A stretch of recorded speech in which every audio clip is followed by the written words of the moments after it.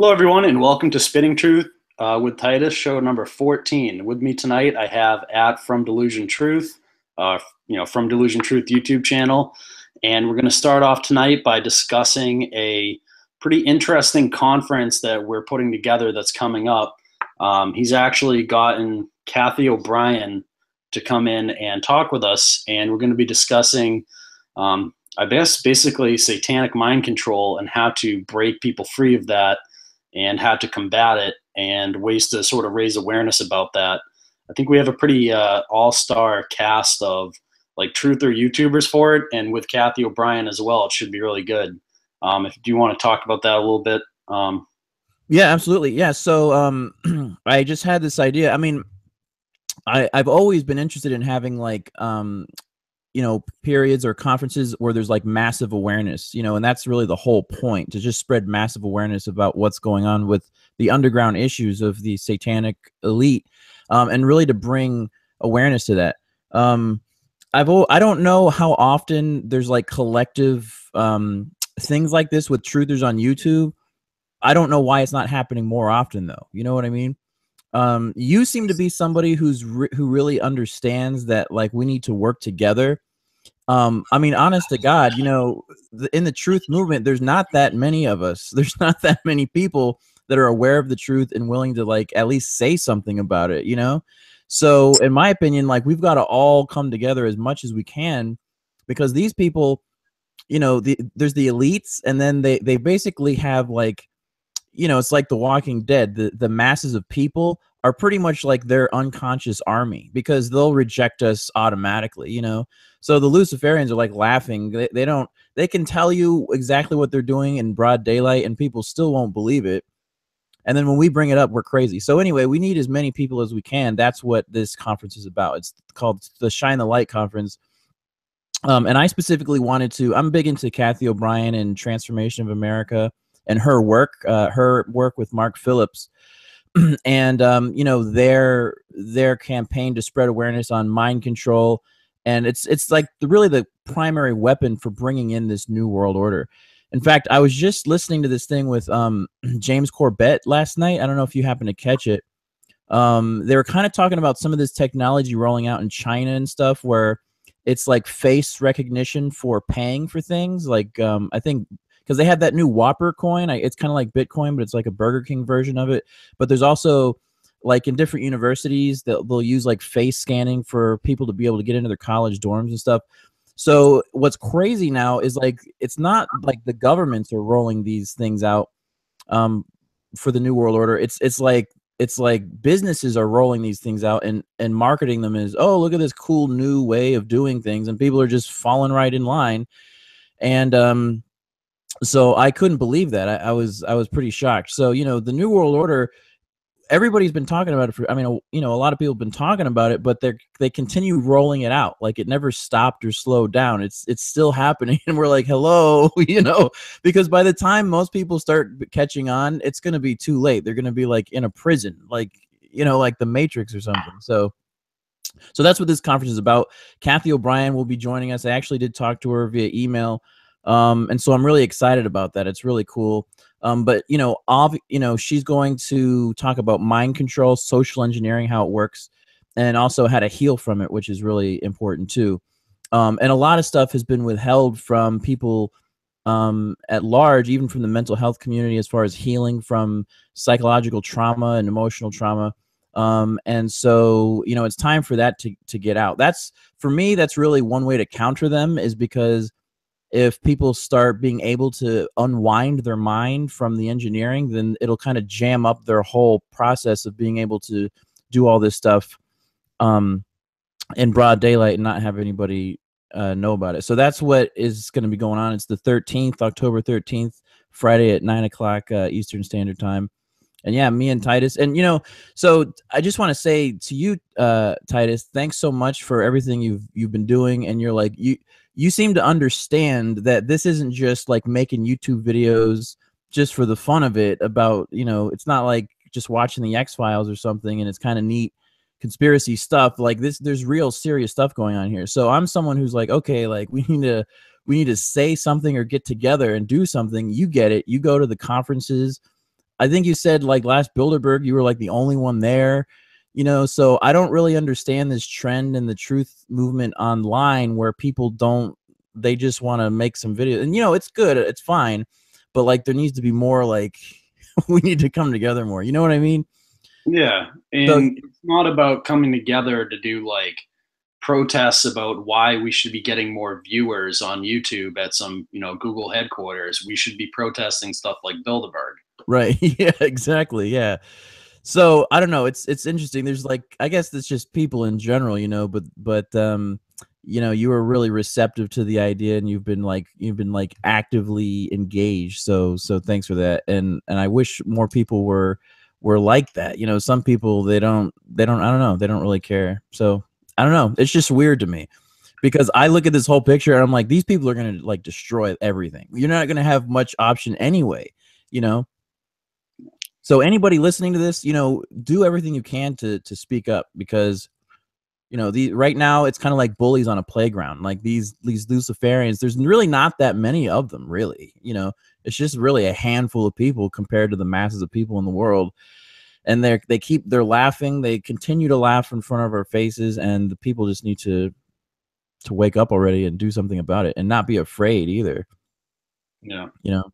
So I think it was pretty coincidental, and we talked about this off air, but for my birthday, one of my family members, my mom, just randomly buys me like conspiracy theory books all the time for me to read for research, because, you know, she tries to help me out with all this. But she bought me Transformation of America. So here's the book by Kathy O'Brien, if you guys haven't read it yet. I'll be reading this before the conference. I actually haven't read this yet, being perfectly honest with the audience. So I will be digging into this. It looks pretty interesting. I guess Kathy O'Brien's like a survivor of the satanic ritual mind control stuff they have going on. So this should be a pretty interesting book. I've seen a lot of talks on YouTube by her already, because she's pretty famous online, especially when you're first coming across like the Illuminati stuff. She pops right up. But it would be really interesting to get to talk with her, and I'll definitely read this book beforehand, just so I have a little bit of background information to go on. But I'm really looking forward to it. And I do think, you know, it was really interesting. I did a video that was like, hey, you know, how did you come across my channel? And almost everyone in the comment section said it was by, you know, some other channel that I'd either been on or had mentioned me or something. So I think collaboration is a great way to sort of build this little truther community we have, because we all have different like skill sets, and we need every one of us to sort of pull together and use our different skills that we all have to sort of get the message out there and wake up as many people as we have. None of us can do this on our own, especially not just making videos. So, you know, there's people out there that just protest, and those people are just as important as the people that make videos that give them the information to go out there and protest about, I think. So, you know, it's my pleasure to always like collaborate with people, honestly. Yeah. And I don't know, maybe fear is a part of it. You know, maybe people are they're just afraid, even just to go to protests. I mean, it's pretty, I mean, protests, like talking about stuff like this is like, to me, it's heavier than just talking about like civil rights, for example. You know what I mean? Like that's a lot. Yeah, it was a very important, but this is like heavy. I mean, these are the people that supposedly did 9/11 and, you know, shot JFK and all that stuff. So it's scary. I get it, you know? So I don't know. It doesn't seem to phase you though.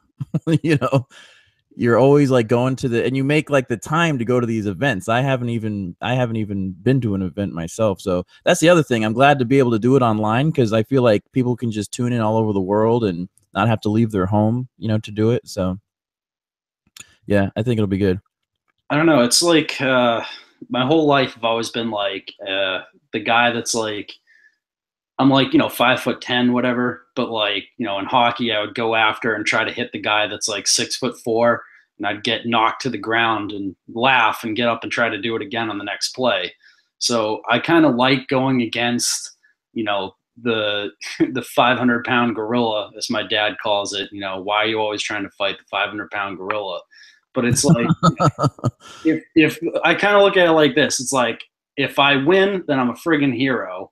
But if I lose, then I'm still a hero because at least I tried when most Yeah. people wouldn't try. Yeah, So absolutely. it's kind of how I look at it. That's how I've always sort of looked at it. And what the hell? Like, what are we supposed to do? People are always like, "Oh, Titus Frost is a puppet of the military-industrial complex and all this because I, sell widgets that measure jet fuel." But the thing is, like, what are we supposed to do if that's my job? Like, what am I supposed to do with this information? Like, just sit there and be like, "Oh yeah, it's cool. The banksters are raping children," but let's just be silent about that because I want to sell more friggin' widgets and make $5 extra or something. It's ridiculous. I mean, there at some point it's a moral obligation to speak out against. Yeah, exactly. Right. Yeah. I'm Yeah. surprised more people in the system don't. We need more people not everyone is some Illuminati bankster. There's plenty of Right.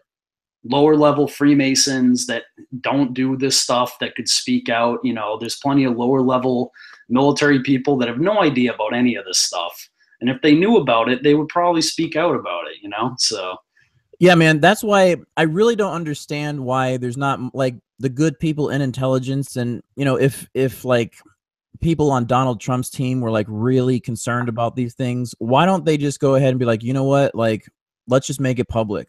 Like let's just go on the mainstream media and talk about like child trafficking, for God's sakes. I mean, because the public awareness is really what's going to help stop this stuff from going on. And so I really don't understand why that's not going on. It bothers me, what's his name? Michael Flynn said he had a list of pedophiles, and that was released by Roger Stone, and then the list has never come out. Yeah, what's up with that? Like what happened? And no one's talking about it anymore. It was trending for like a week, and now it's just vanished into the memory hole of people. They forget I mean, that. if I were Michael Flynn, I'd be like, I'm just going rogue, man. You know what I mean? Like, I'm gonna release this stuff. Like, I'm gonna speak my mind. Imagine how many people would listen to that because his credentials are off the charts. So, Dude's like a ex-general, right? Or a general. Why don't you just hire like a bunch of Rambo dudes to protect your ass and friggin' right. release the list? Yeah, yeah. I just wish more of them would just do these things. Just do it. The good people. In fact, I didn't want to really mention anything yet, but I've also been talking to Victorious Libertas. They haven't confirmed with me the way that Kathy did, but they are interested. But wasn't it? Do you remember reading with them one time? They were talking to like this FBI anonymous person. It was them, right? Yeah, FBI anon. And I don't know if you probably read all their dialogue together. At one point, the FBI guy was like, the good people in intelligence need all the help and support from the American people that they can get. So that's pretty much like where I'm coming from with all this personally. Like, and that's what I told the couple at Victorious Libertas. I'm just trying to do my part and work together here to spread awareness. To me, it needs to be like a raging wildfire of awareness. You know what I mean? I mean, just everyone needs to. It just needs to be something that can't be ignored. And so, they might be involved too in some capacity. But yeah, the good people in intelligence, they just need to like start disobeying their orders and just start coming out with stuff.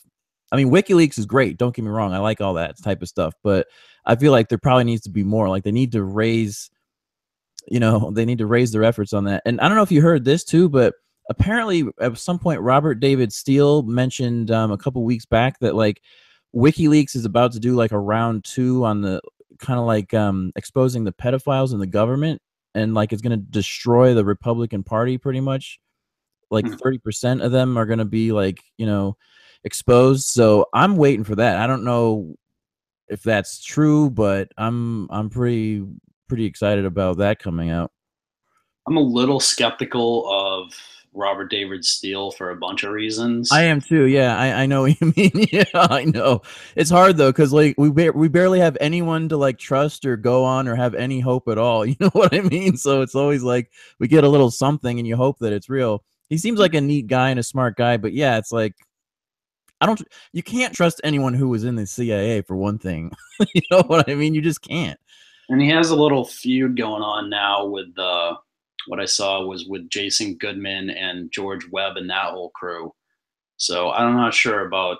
I don't know which side to trust or any of that. It's so hard to make sense of that whole thing, honestly. But I just thought it was interesting to see they're having a little YouTube feud. Yeah, I actually caught. He said that Dennis Kucinich and Ron Paul and Rand Paul are all like traitors or whatever. Like they're all inside guys, and not to trust them. He's the only person I've ever heard say anything like that, and I think it's just because they didn't completely support his campaign that he's doing right now, or something like that. I don't know, but I'd take that with a grain of salt. Yeah, but he is teamed up with Cynthia McKinney, who I have a ton of respect for. Yeah. So, I mean, in this community, you pretty much, it's like, don't trust anyone at all. Just wait for the results, like the action. That's because everyone can talk, talk a good game. Like Craig Sawyer, like if you want to make videos, just do it, man. Don't even talk about it. Just do it and release it, I'm still waiting for that raid of Epstein's Island. Yeah, exactly. Why don't they just swing in, I don't know. Wait, who's that other guy? I forgot his name. The guy who was like, he was like telling everybody how Julian Assange was like a government operative and he's on Alex Jones all the time. He used to be in the CIA, but I can't remember his name. I know you know who it is, but he came on like right before the election and he's like, all right, there was going to be a coup with the Clintons and now like we're doing a counter coup. Do you know who I'm talking about? Pachenik. Steve. Yeah. Steve Pachenik. Right. Yeah, him too. So I don't know. Like I want to believe that there's good people in intelligence and he's one of them, but yeah. I gotta hand it to you, man. If these people, if they're doing a psyop on that scale with him and Alex Jones on that level and they're fooling all the truthers too, they're good. They're doing a good job, And I really got to take my hats off for their like fake news and flat earth campaign because it worked. It's working like a charm, The flat earth thing, like the never ending ridiculous. Yeah, it's never ending. Yeah. It's just how I don't understand how people can still believe that stuff when it's been debunked so heavily so many times by people that are legit in the truth movement. Right. And a couple weeks back we just had that eclipse. Now, that particular kind of eclipse, that's impossible on any flat plane. You know what I mean? I think the last time we had an eclipse like that was like in 79 or something like that. I don't know. It's been a while, but the only way that's happening is if you're on a sphere. So, yeah, I don't know, man. But the other thing that really pisses me off the most about that is like we're saying, we got real problems here, folks. I mean, and James Corbett was talking about this last night, too. It's like, we got the 9/11 anniversary coming up, like 16 years. And it's kind of like, unfortunately, it's kind of like 9/11 has like kind of fizzled in the minds of a lot of people. Like they were saying the millennials don't really care. You know what I mean? But it's still a huge issue. It's like the #1 issue that's allowing, it's the catalyst for everything going on in the world right now. As far as I'm concerned, all the way up to completely creating this new world order. You know what I mean? And justifying all the wars and all the taking our liberties away. I don't know, man. You know what? Anytime someone was like, "Oh, how did you guys in Germany, like, how did you guys allow Hitler to come to power?" Or like, people read 1984 and they'd be like, "Oh, we're never going to let that happen again." Well, like you're doing it right now. Like this is the time, people like us are like yelling to people, "Hey, like wake up," So I'm telling you, those concentration camps in Nazi Germany are nothing compared to what they can do now, Mm-hmm. And you see FEMA's moving into Texas and now Florida. Oh yeah, bro. How do you feel about the whole idea that these storms are completely engineered? Like I'm always kind of like on the fence about that. I don't know if you know what I mean. Like, are they just making these storms up? I don't know if they're able to create them. I don't know. Honestly, I haven't researched into it enough. I saw one video on it by Dane Wigington of Geoengineering Watch about how they held Harvey in place over Houston, basically over that area down there. I mean, it's hard to say. I can tell you one thing for damn sure. It's not caused by global warming, which is what the mainstream media is telling people, but yeah, it's caused by geoengineering or something like HARP, or, I mean, I don't know. It's worth looking into for sure. I don't know though. Yeah, I don't know either. But that storm, it looks like Florida's going to get destroyed. Yeah. So well, I mean, did you see Alex Jones yesterday was calling it a Category 6 hurricane? Okay. Yeah. And then in the commercials, they're selling survival gear products. So it's, Oh, on InfoWars? yeah. That's I so mean, crazy, man. I understand, like, it's a really bad hurricane and people should evacuate. I pray for all the people in Florida. I hope they're all okay. You should really get out if you live there. I mean, look what it's done to the Caribbean, places like St. Martin, where I've been like countless times. It's all been like wiped out, basically. Hmm. So it's a horrible, really bad hurricane. Category 6 hurricanes do not exist. Yeah, that always goes to my Fine. mind when I hear people saying that. I'm like, we don't have those. That's not on the list. Yeah. So that stuff is, Jones does this a lot. Like he reported on Fukushima, right? And Fukushima was a real problem, but he takes a real problem that's bad and turns it into the world is ending because of radiation from Fukushima. Buy our iodine, right? I mean, it's this, Yeah. What is that? What is that? You can like eat fish from the Pacific Ocean, and if you take their iodine, you're okay. Like, I don't understand. no, iodine protects your lymph nodes from radiation. So they actually do hand out iodine to people that are in like nuclear like fallout areas like Fukushima. People probably got like iodine from the government and stuff. But, you know, Fukushima wasn't melting the Pacific. They were like walking up and down the beach and stuff with Geiger counters saying it was like way off the charts and stuff on InfoWars. And then in the commercials, they're selling you their iodine. It's Mm-hmm. all, the problem with them is not that they're not telling you like a real solution for a real problem, is that they're taking that real problem and they're exaggerating it to like such a degree that it makes it look ridiculous. Mm-hmm. And then they're trying to sell the solution as well. It's just scam artistry. That's Yeah. Yeah. It's true. It's sad, but it's true. so Yeah. it would be fine if he would just be like Fukushima is a problem and then they wanted to sell people iodine. But to be like the Pacific is melting because of it is just disingenuous. That's my problem with it. Yeah. Yeah. So, oh, you know what? So in the conference, I also wanted to talk about economics a little bit and how they're manipulating everything. So I wanted to ask you real quick your thoughts on the cryptocurrencies and Bitcoin and see what your view is on all that real quick. Well, China just made it basically illegal to have Bitcoin or whatever. They went after one of the big Bitcoin exchanges over there. Mm-hmm. And someone was like all concerned about that and what's going to happen to the price because of that. And I was like, well, anytime the government makes something illegal, it drives the price up of whatever it is. So like they made alcohol illegal, it drove the price up. They made drugs illegal, all the drugs are off the charts now. So, you know, cryptocurrencies, I think some of them are good and I think some of them are evil because of the people behind them. So SGT report did like a good video on like how the blockchain can be used for good or it can be used for evil. And some people use it for good, some people don't. And I think currencies like, personally, I think Ethereum is like a new world order coin. I think Bitcoin isn't, but I can't be certain on that. No one knows who even created Bitcoin really. Really? I didn't know that. The Satoshi whatever guy, that's just a made up name. And That's really weird, man. when you look up like its meaning, it means like um, like intelligence agency or something. Like it's like some weird thing. Well, my And concern was I don't know if you had this view with like New World Order, their currency, like having it just total electronic, right? Like totally digital, and so it's like global. And so that was my when I first heard of Bitcoin, I was like, wait a minute, like, is this it? Is this like the beginning of them trying to roll this out? And that's honestly my main concern. So, do you feel that way at all too? not with Bitcoin because it's so decentralized. Mm-hmm. And I think the ones that are decentralized will actually free humanity instead Mm-hmm. of enslaving us. But I think other ones that, like Ethereum, when you read about it, it's designed to serve a corporate overstructure. And you have this group called the Ethereum Alliance that's behind it that has like companies like Chase Bank, Microsoft, and all of them bankrolling Ethereum. Peter Thiel, who is a blood-sucking vampire, the guy believes in taking transfusions from young people to live longer. He gave Vitalik Buterin $100,000 to help develop Ethereum.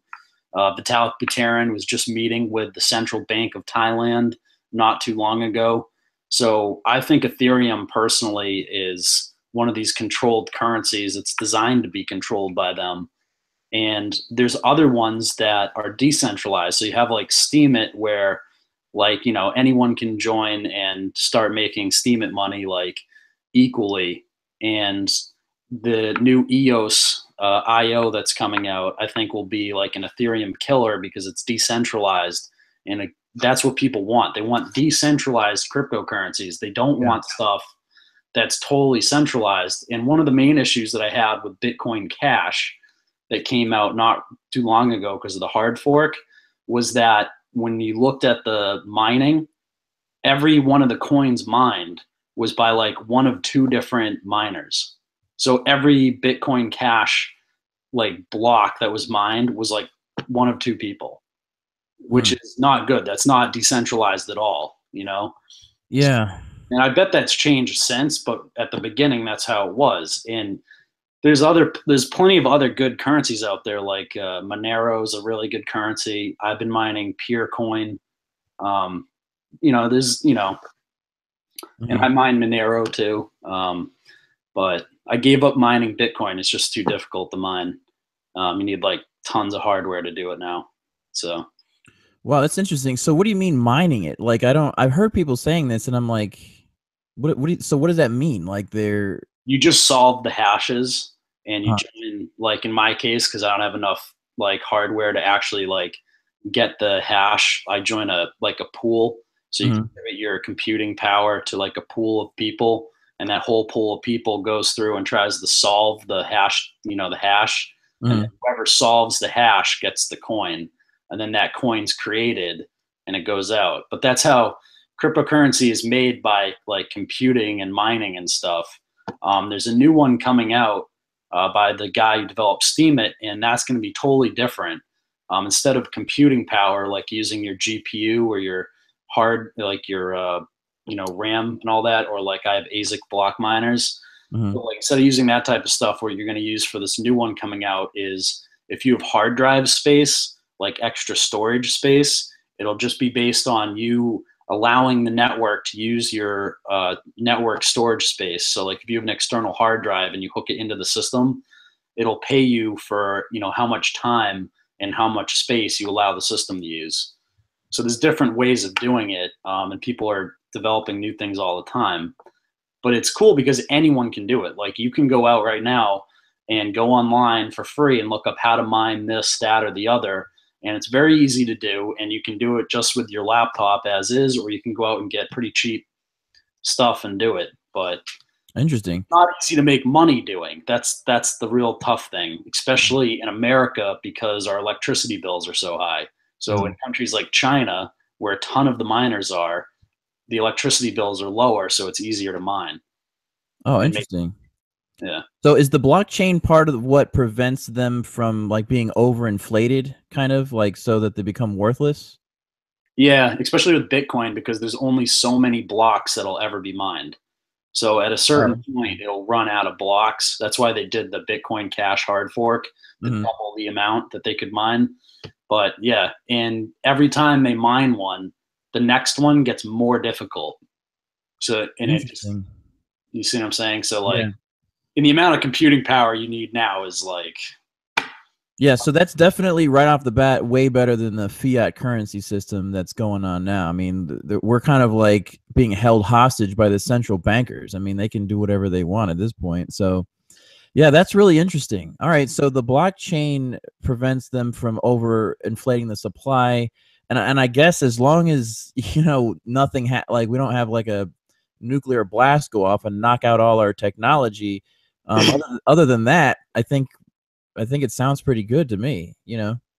Yeah, so long as, you know, it doesn't become like, you know, like what Mr. Robot, the TV show, predicted, which was like they'll come out with an e-coin, which will be like the government coin, and then you'll only be able to use that coin with like a, you know, DNI interface inserted into your, you know, forehead or hand, right?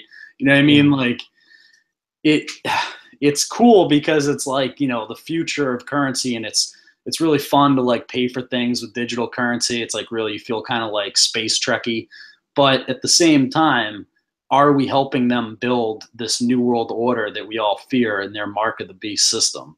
I mean, it really. Oh, that's a great point. Yeah, like they're probably like, let them figure it all out. All these smart people that are out there, they'll figure it out, work out all the bugs, and then we'll just come in and make them illegal or whatever, and then bring in our own. Huh, interesting.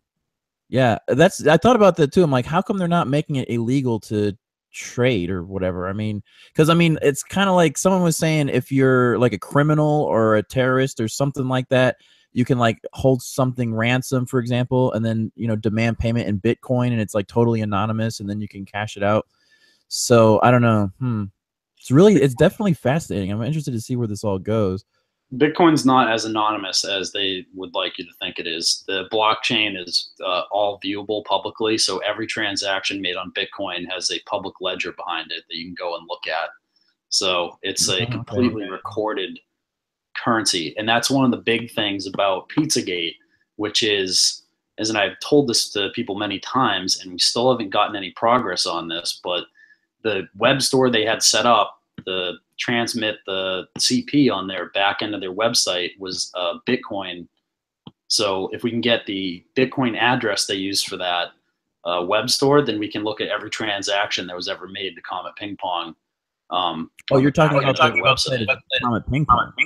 Yeah. On the back end of their website where the CP was, it was a whole web store set up. And the CP was .movie files. Wow. So I actually didn't know all that back when I first reported on it, because I was just looking at DMs, and then the hacker and I had like a long talk about everything on the phone, and he told me all this stuff. So then I reported on all that. So that was another thing I kind of wanted to talk about. Do you hear like an echo? Like from me, it sounds like there's a cell phone on. The dark web. I think everyone flood into the dark web and just expose it all as much as we can. You know what I mean? Because if it's like one person or two people, it's technically, I mean, I've heard these stories where people go in and then if you go to a place you're not supposed to go, like selling CP or illegal stuff or whatever, there's people that will like watch to make sure like cops aren't coming in or whatever. And if, I mean, some people have said like some people have ended up coming to their house or tracking them down, and they know their credit card information and stuff like that. So it could be kind of dangerous because you're dealing with the underworld. But if a lot of people did it and just, you know, just started like making all this stuff public on the internet, I mean, I don't know. I think it would help to expose. I think there's satanic rituals that are filmed like live in some of those dark places on the dark web. And also obviously just the child porn is just in and of itself enormous down there. So I don't know. It's kind of like why I thought about going to like my local FBI office and just being like, listen, like, you know, what's going on here? I mean, how come there's not more? It's like everyone's aware of how much child porn is going on, but no one's like stopping it or shutting it down. Like, what's going on here? I feel like they need to be held accountable too. Yeah, I mean, it's not even just, I mean, the dark web is full of that stuff for sure. The exchanges, I mean, I went and did like, you know, scouring through the different exchanges recently, you know, on the look for that stuff to report it. And all I found mainly on the exchanges that are still up that aren't invite only, like the public dark web exchanges, are just, you know, they're selling weed and they're selling guns, illegal firearms, and, you know, different computer services. You know, I'll hack this for you, I'll hack that for you, you know, and I wouldn't suggest anyone uses any of those services. Most of those are, you know, people going to take you for a ride. But I mean, that's, most of the exchanges are just stuff like that. It's like drugs mainly. Different, you can get basically any type of drug you can imagine in about 3 clicks in the dark web. But there's also lots of good websites there. You know, there's, you know, like the Hidden Wiki or whatever, and all these different like little things. I was even considering maybe like all these truthers are making truth websites. I saw like Chris Simpson just made one for his, and everyone's making their little websites. So I was like, well, maybe I'll make my own truther website, except I'll put it on the dark web, just to make it more like, I don't know, exclusive or something. But you know, there's good and bad to it. You know, it helps in providing anonymity, providing free speech. The unnamed domains are not controlled by ICANN, which is run by the United Nations. So the UN has control basically over the rest of the internet through ICANN, but the dark web they don't. So it's sort of like our last bastion of like freedom. But there are sickos there. And the exchanges where that shit's going on, I'm not in any of those because they're all invite only. And they'd be pretty stupid to invite someone like me in there. You know what I mean? So, well, you know, when I was making this PizzaGate stuff, I wanted to find more of a hard link to like My Little Pony and pedophilia and stuff. And so I was thinking about going into the dark web to try to find stuff like that. I mean, do you think it's so? It sounds like it's difficult to get into like the child porn areas unless you're I've heard some of them actually require you, like, to get in, you have to upload your own child porn so that they know that you're an actual user and not just like, you know, somebody snooping around or whatever. But I read this article where a lady did that. She like infiltrated the child porn area of the dark web just to see what's going on, and she was able to get an invite after a while. And got in there and just saw. I think it's probably pretty hard stuff to see, but I was really, because, well, you know, like all the code words we got in PizzaGate, they were from the dark web, right? So I wanted to go in there and get some more verification of this type of stuff. Well, all the code words from PizzaGate were code words proposed on 4chan that, when applied to the emails, were perfect explanations for what was found. And a lot of those words, you know, come from stuff like cheese pizza, which goes back as far as like on Urban Dictionary, like 2006, right? And chicken lover, which goes back like to the 70s. So a lot of those words were like variations on words that were already well known. And they were just like, what are these people doing? Because the pedophiles use code words all the time. They have to, because they have to hide their activity. So it was a great explanation for what was found, and it's still the best explanation for what those words actually mean. Yeah. So it was on 4chan, but it didn't come from the dark web, and like, and then they posted it on 4chan basically, or I guess it just, I don't know. I guess it started on 4chan. Well, yeah. I mean, the code words like cheese pizza have been used on the dark web and stuff for years to like help. That's one of their code words for years and years and years and years, that everyone is pretty much aware of. And it shows up on 4chan all the time because a lot of people on the dark web go to 4chan as well. So, you know, it's just, there's a bunch of sickos on the internet. They're everywhere, absolutely everywhere. And I mean, I got a lot of stuff that I'll be getting into tonight. Like, there's a whole new connection I found between like, remember Arun Rao, the guy that was the Department of Justice guy connected to this whole thing because he was liking the James Alefantis Instagram posts. Turns out he's friends with this Otaiba guy who's a UAE diplomat whose house burnt down not too long ago. And his house is right next to a pig farm that John Podesta used to work at. And that pig farm is right next to the Center for the Central Intelligence Agency's headquarters in Langley, Virginia. It's like all right there within like a quarter mile of each other. That's crazy. So I'm going over that later tonight. I have it all queued up for people, but it's definitely interesting stuff to say the least. I think we're getting like real close to actually getting like some hardcore evidence other than the stuff that we've already submitted, stuff that we can actually post online and not get thrown in jail for posting. I think we're getting close to that, like very close, which is why we're under so much like assault. You know, and I'll be getting into later too, like, you know, my main channel was taken down by the Satanic Temple. So that's unbelievable, man. Yeah. That means that they really are, those Luciferians and Satanists, they're all watching all this type of stuff closely. Wow. And like keeping tabs on all of it, I'm sure.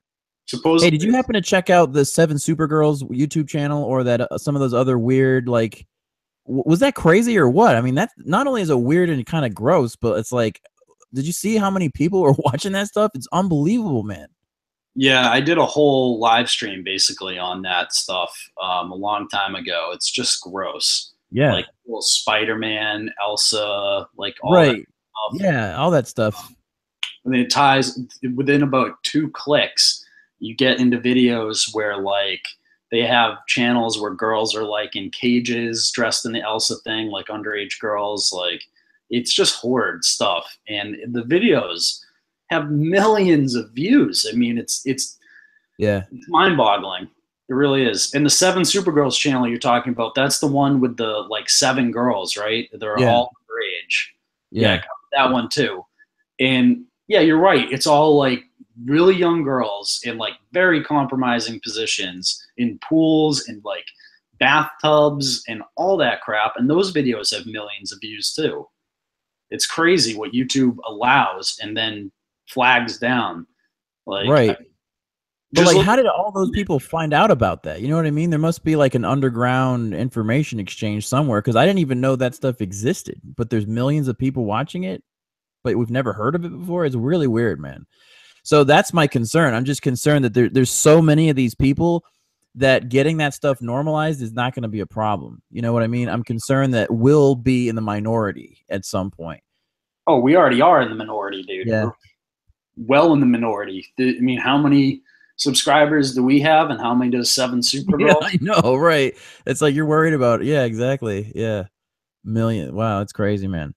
So yeah, a lot of stuff going on. But I think another thing that people have trouble with is like they feel, I'm sure they feel like, even just talking about 9/11, if you start to consider like what the truth is, it's like it's not only evil, but it's like so intense. I think people just go the other way.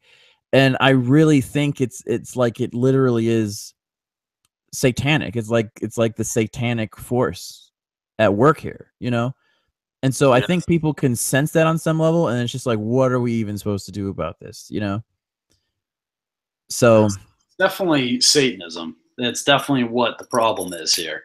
yeah, And the Luciferians that run our society, all the way down to the stupid satanic cult members that don't believe in free speech. It's a just massive problem we have going in our country, and it's all the way through everything. Like, I'm sure this book talks about how mind control that's going on isn't just the stuff where you are like torturing people. It's probably also the television, the entertainment, everything. I mean, constantly when you watch like sports games, they're flashing satanic hand signs. When you watch any movie, yeah, any movie these days, it's all Luciferian garbage. yeah. I mean, it's never ending, it seems like. The music industry is definitely that's why they're always talking about having to get involved, selling their soul to the devil or whatever, because they want to be able to control. Yeah, it's definitely brainwashing going on, and it's pretty sophisticated. It's crazy. But the biggest problem, man, is like most people don't even believe that these people exist. I mean, they're just running around, running rampant, and no one's going to do anything. In fact, somebody once said that. Do you know who Mark Passio is, by the way? I know the name. I can't recall. He's kind of like he's a truther online who hasn't been around recently, but he used to be apparently a priest in the Satanic Church and saw a lot of the stuff they were doing, and then got out of it. And so he knows a lot of stuff, and he'll do like these lectures and stuff at like Free Your Mind conference here and there, all about Dark Luciferian, like what they believe.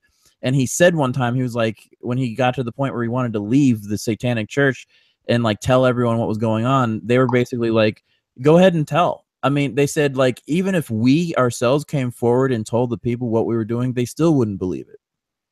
They wouldn't believe it. And I'm like, oh my God, they're right. They just wouldn't. It's too horrific, but we're not going to be able to stop it unless people become more aware of it. But then it's like, but then what are we supposed to do? Like have like a witch hunt?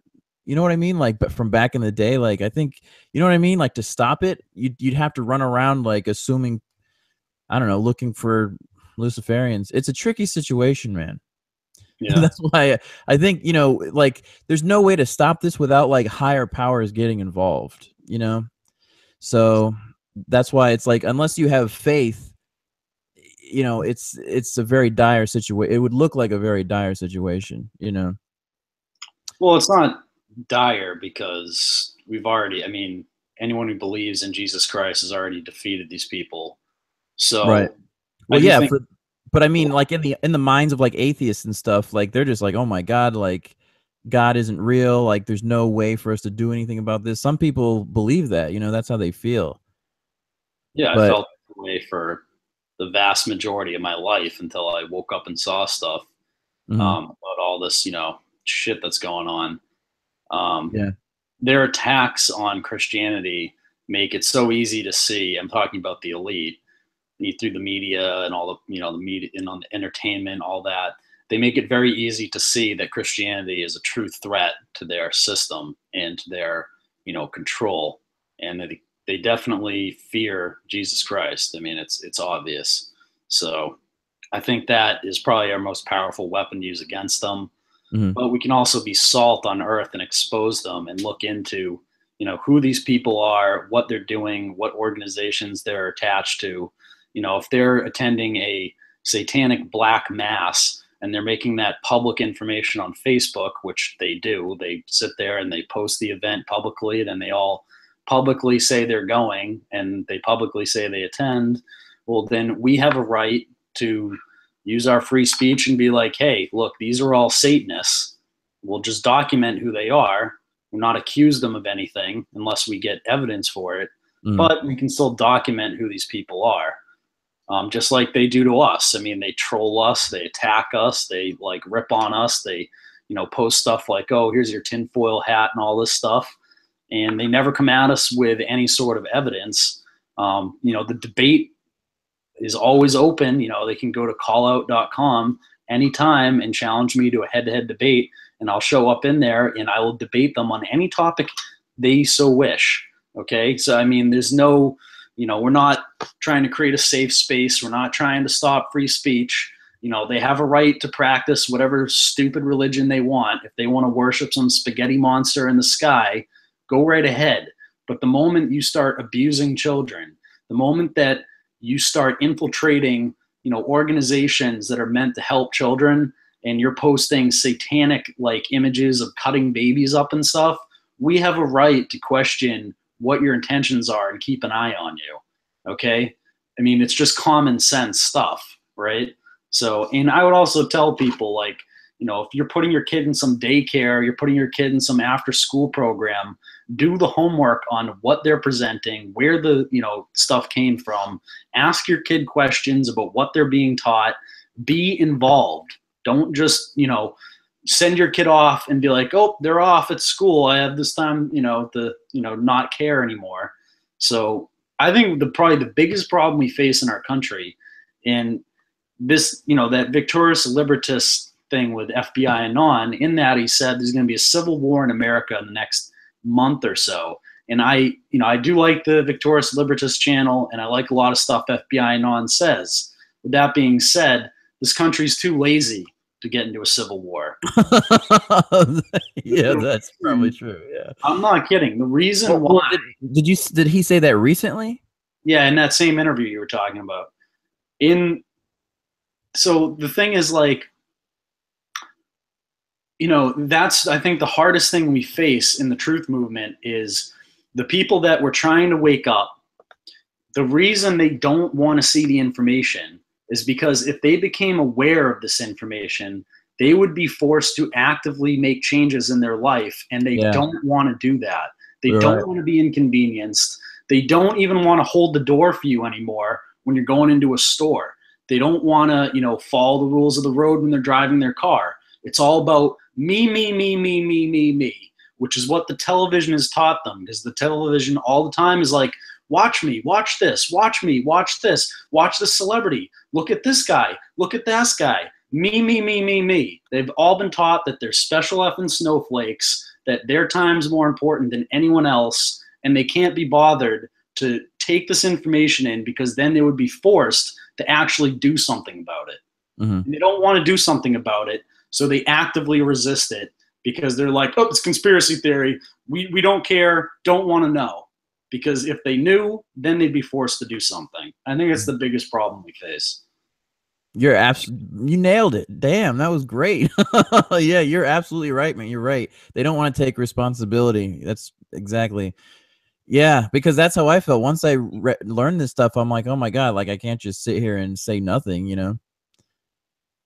Yeah, wow. And I think, hey, did you hear that weird thing about Justin Bieber apparently was at some like elite party or something, and they like some of these guys wanted him to like have sex with a toddler, and if he did, then he'd be like he'd like enter a higher level of like power and money and stuff.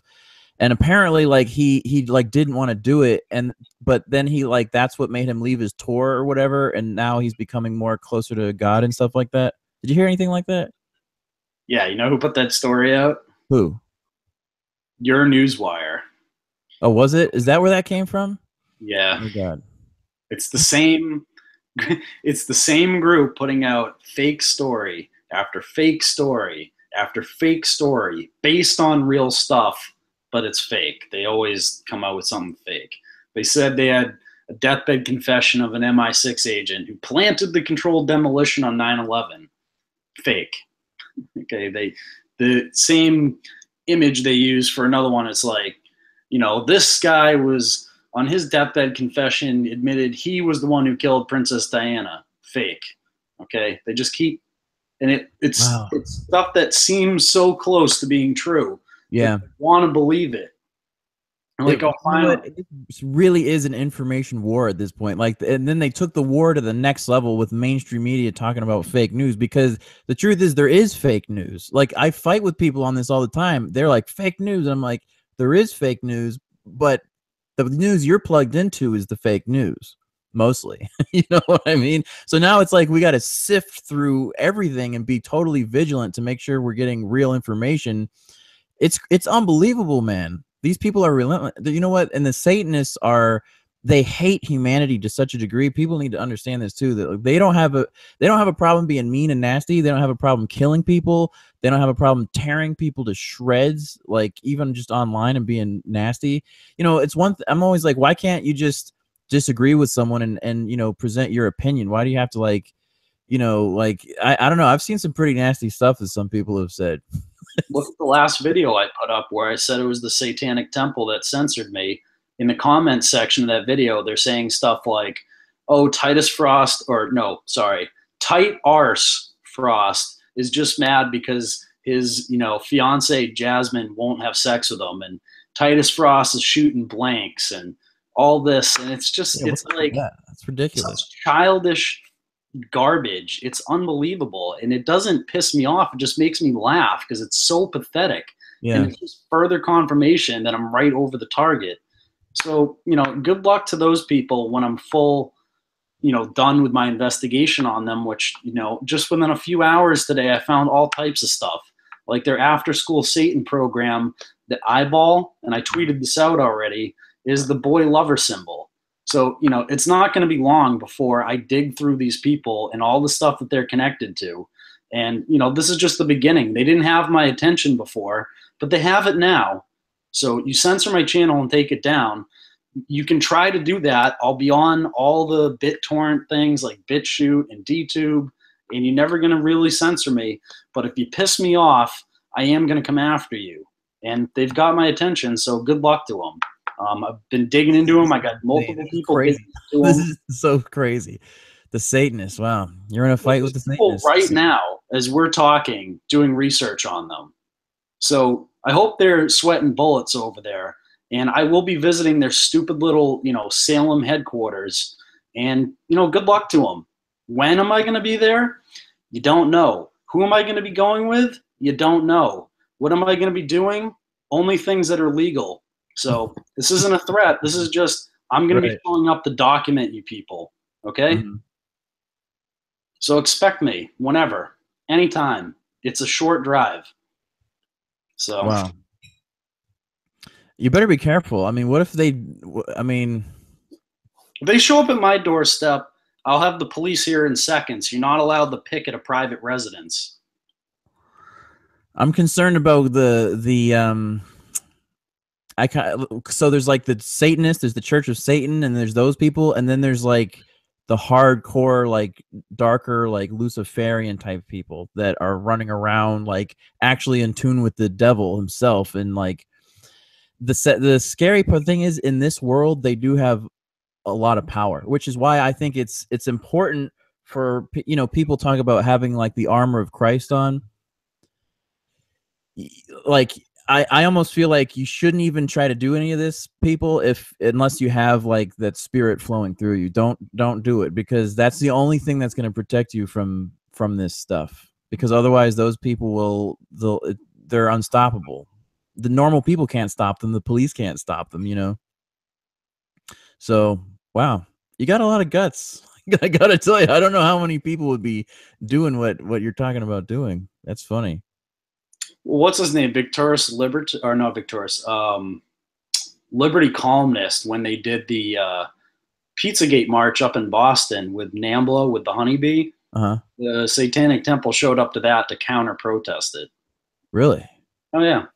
So they've been on to the whole PizzaGate thing for months, trying to troll us and all types of stuff. Mm-hmm. They follow a lot of us. I bet if you went through your thing, a couple of them probably follow you. So Do you think there's people that can just tune into this, like your live streams at any time, by the way? What do you mean? Like when you're doing a live stream, can anyone watch it like anywhere, basically, or be in the chat rooms? Yeah, unless you block them. So it's totally public, like anyone can be tuning in. Yeah. Oh, interesting. All right. Yeah, I'm sure they're watching. Big Yeah. Brother. That's what this. Someone was telling me the other night that I guess like Uber is planning, like their plan is by 2030 to have all their cars totally driverless. And then you have all these stores like the Amazon store, Walmart wants to do it, where there's not really any cashiers in the store, where it's all just electronic and you take your stuff off the shelves. So the eerie thing is, man, is like, there's going to be like all these people that don't have any work. And not only do they not have work, but it's almost like the society is not going to need that many people anymore. What's going to happen to all those people, Right now, people are worried about what's going on, like with the Latin Americans and DACA and all that stuff. And, I don't know how I really feel about all that 100%, but there's something bigger going on here. And I'm concerned that they're going to weed out some people. You know what I mean? Is that how you see some of this? And there's so many concerns. One concern would be the fertility rates are dropping rapidly, especially in the Western culture. And a recent study was done on rats that are exposed to like all these pesticides and herbicides. Mm-hmm. And in the first generation, they didn't see any lowered fertility. But then in the second generation, it was down to 50%. And in the third generation, the rats were all completely sterile, unable to reproduce. So if that happens to our society, we'll be done in 3 generations. In terms of the extremely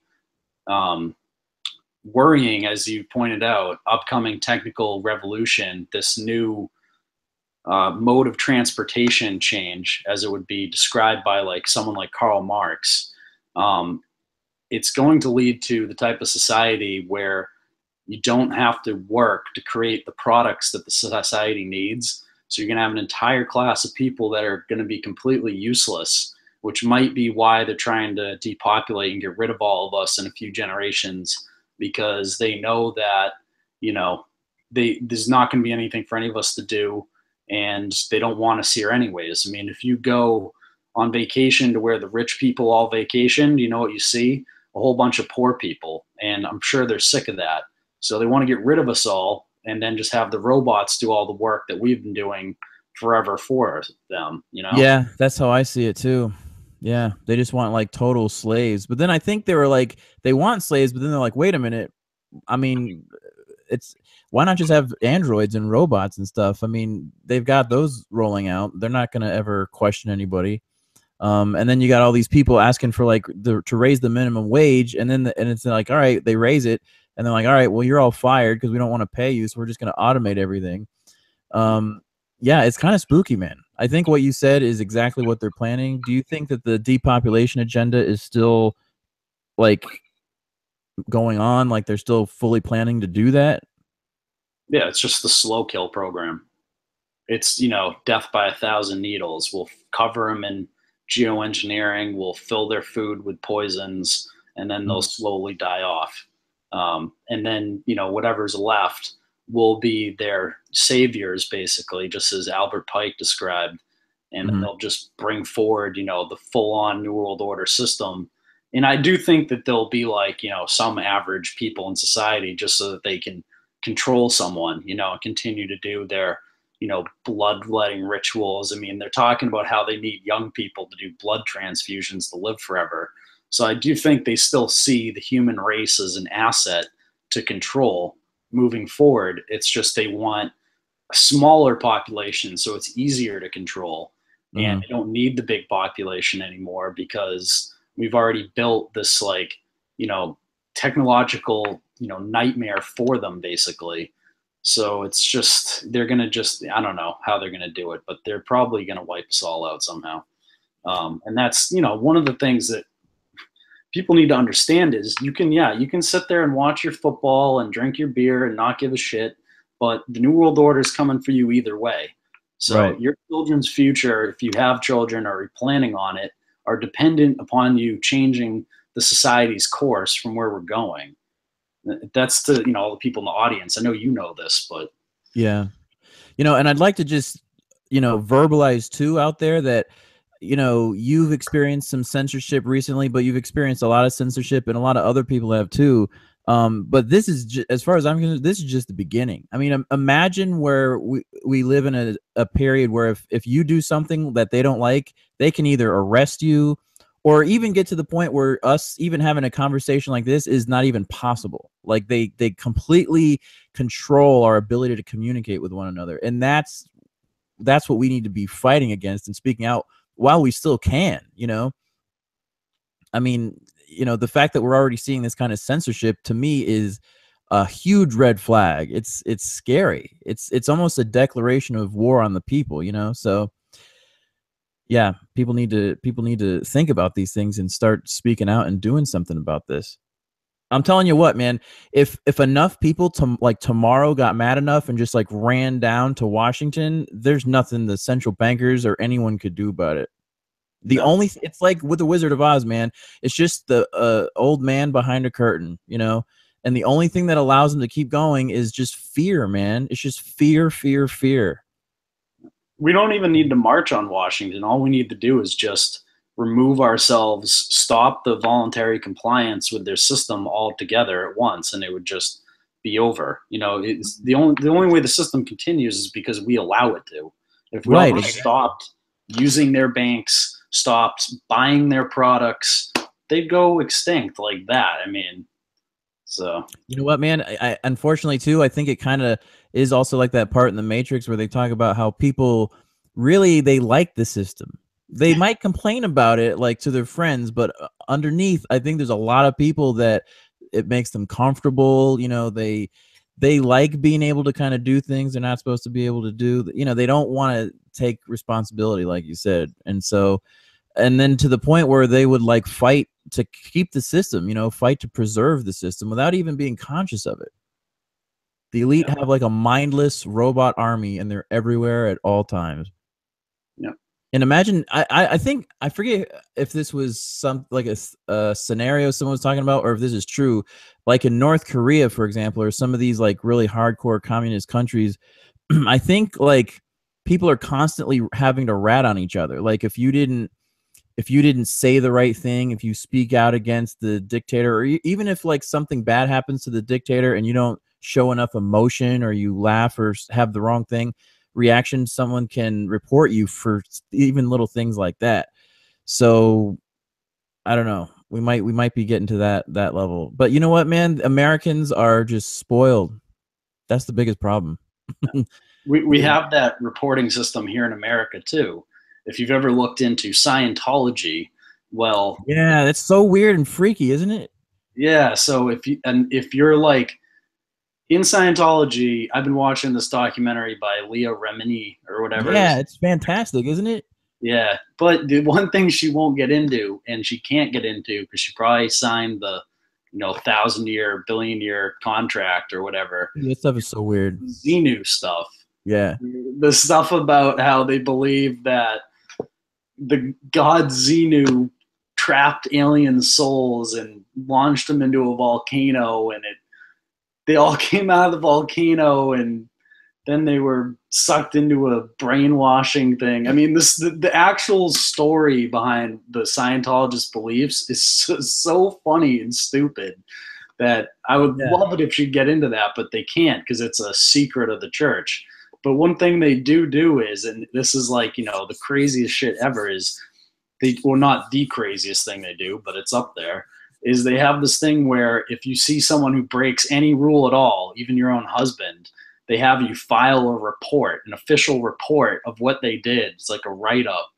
And, it just feeds into this whole like idea of like ratting on the person next to you. It's that if you see something, say something, propaganda that they've used on society for how long now? I mean, every time you go through the airport, it's like, if you see any suspicious activity, please report it to us. Well, if you see TSA walking around, call in and report them. They're violating the Fourth Amendment. So that's pretty suspicious activity to me. You know what I mean? Yeah, exactly. I think they did Scientology as like an experiment to see how many people would actually fall for it and believe in it and follow. It's scary to me how many people are like, okay, this is normal. Like, let's report on our relatives and cut off our family and believe in a alien god and volcanoes. And it's like, what? That's scary, man. How many people like go right along with it? Yeah. Like, what the hell? So yeah, man. It's the Jonestown with mansions, And then they'll stalk you. Like if you leave the church, they'll like come after you. They'll stalk you. It's crazy. Like who thinks that's okay to do? Who want, So, and Leia said that apparently in the beginning, Scientology will tell you that you can believe in God. It's fine. It's whatever. It's compatible. But then like at the higher levels, they tell you that God isn't real. Yeah. So they believe that stuff. And they believe like that's just Scientology is the future. It almost seems like the religion that the New World Order might want to have or roll out. You know what I mean? Just total, to me, it's just like total brainwashing. It's just, and they're not even really trying to hide it that much. It's just like, that's what the religion is, brainwashing and mind control. Yeah. It's amazingly crazy. I don't know how else. I mean, the disconnection stuff where they like separate people from their families. I mean, it's not only like stupid, it's just, and it's, yeah, you're right. It's mind control. And guess who, L. Ron Hubbard was good friends with? Aleister Crowley. Oh yeah, that's crazy, man. Aleister Crowley was an MI6 agent. So I'm amazed to see how many celebrities and stuff were in pictures with like Anton LaVey and these different satanic people. It's like, what the hell, Anton LaVey, the atheist who writes in his own books that he actually does believe in a like devil. So there's such hypocrites. It's unbelievable. I mean, he'll go around saying he's an atheist, and all the satanic people always are like, yeah, we're just atheists. But they're anti-Christian bigots, and that's all they really focus on. So. Yeah. Well, so what other kind of stuff were you planning on getting into tonight? Sorry, my door just opened. My dog came in. Oh, no problem. I was like, who's at my door? Yeah. All right, you can stay in here, pal. Barging through. He's got a cone on his head right now, so he keeps licking his paw. So. Stupid cone head. So, what were you? What were some of the other things that you were planning on getting into tonight? All right, yeah, let's actually do it. I got all stuff to screen I share. knew you wanted to talk about stuff, so I didn't want to. Feel free to waste more of your time. We go here. Okay. Let's, get into this. So this is to do with Arun Rao, PizzaGate, PedoGate, and all that type of stuff. So You have here an article by The Intercept, The Sordid Double Life of Washington's Most Powerful Ambassador. The women were brought into Abu Dhabi apartment in Abayas. Pick who you want, the men were told, and she would be theirs until noon the next day. Roman Pascal recalled about 7 women to choose from. They dropped their long cloaks, he said, revealing the nightclub clothes underneath. He picked a woman who turned out to be from Romania. Pascal had been flown to the UAE by his friend Yousef al-Otaiba, in whose apartment they were gathered. It was the winter of 2003-2004, and Otaiba was a rising star in the UAE, though still a few years away from becoming the nation's ambassador to the United States.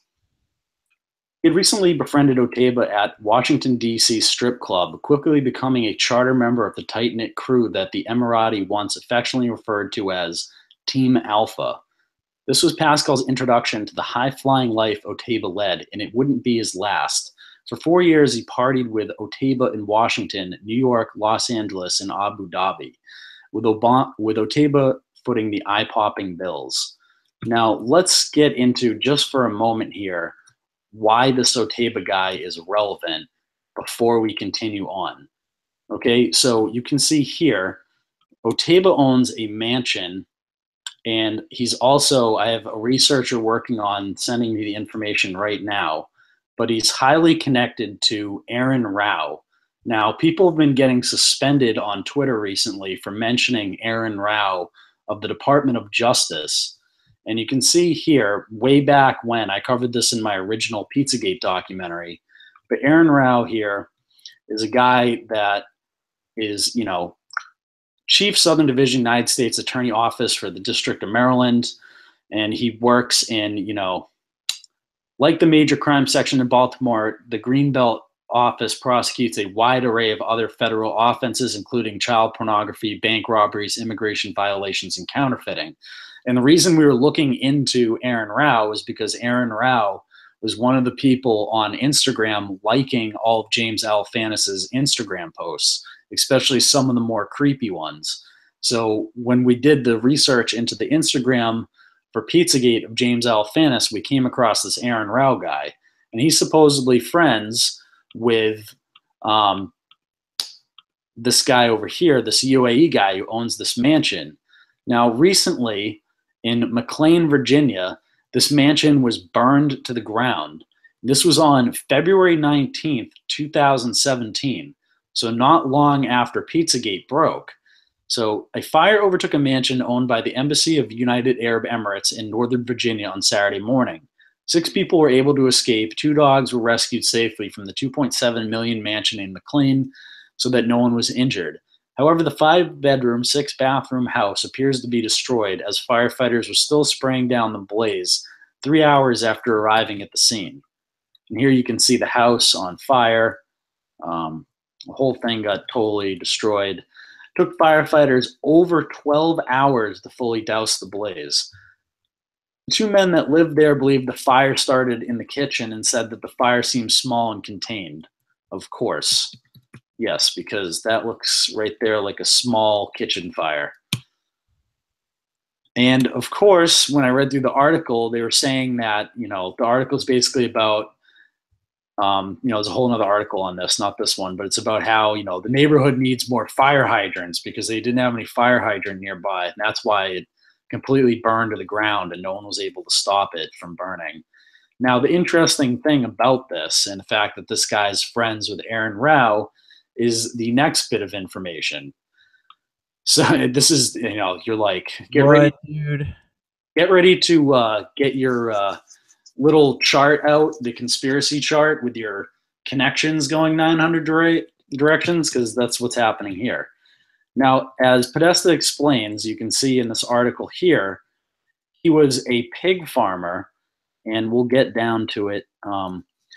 Talk of pig roasting and slaughter kept popping up during the dinner and was the last tale Podesta told before the guests left. To earn money while attending law school at Georgetown, he spent 2 years working at Turkey Run Farm in Mclean, now called the Claude Moore Colonial Farm, an 18th century recreation.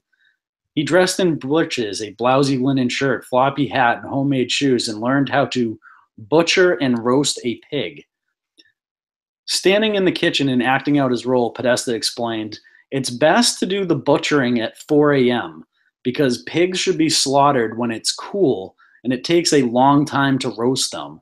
The pig is hauled on a front-end loader in order to split and gut. It's most important to slow the pig down by shooting it between the eyes so you can cut its throat. It makes the pig less ornery and a whole lot more cooperative than if you just stick a knife in its throat."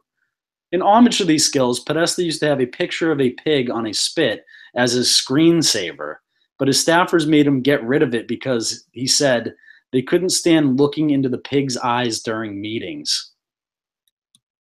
What? That's so crazy. now this gets better. Now let's take a look at Claude Memorial Colonial Farm. Here's Claude Memorial Farm, Turkey Run Farm in US Virginia, right? So when you do a screenshot of the area, you can see here is Claude Memorial Colonial Farm right there in the center, the pavilions of Turkey Run.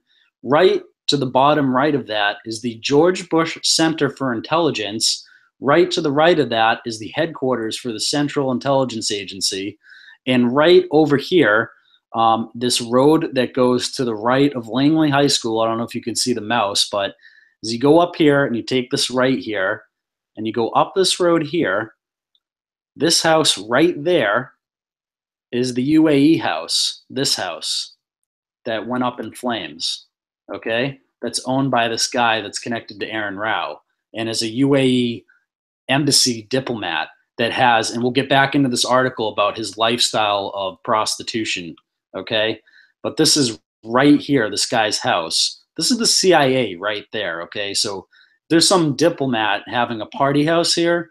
I can guarantee you that, you know, anything 1, 2, 3 roads over from the Central Intelligence Agency, they have pretty well good knowledge of what's going on here. Now, when I went to the Google view of this guy's house, this is, you know, the Google view. This is from like 2012. Now, interesting, when I went to the street view, the only thing I could find was this car parked at the end of the road, just parked there at the end of the road. And if you look at the overhead shot again, there's a truck parked right here out on the road in front of it. And then you have another car, a different car, parked off in the woods there. So clearly there's people like guards or something outside this guy's house here, in the woods behind his house, like on this road. There's no other houses there. This guy's driveway is before that.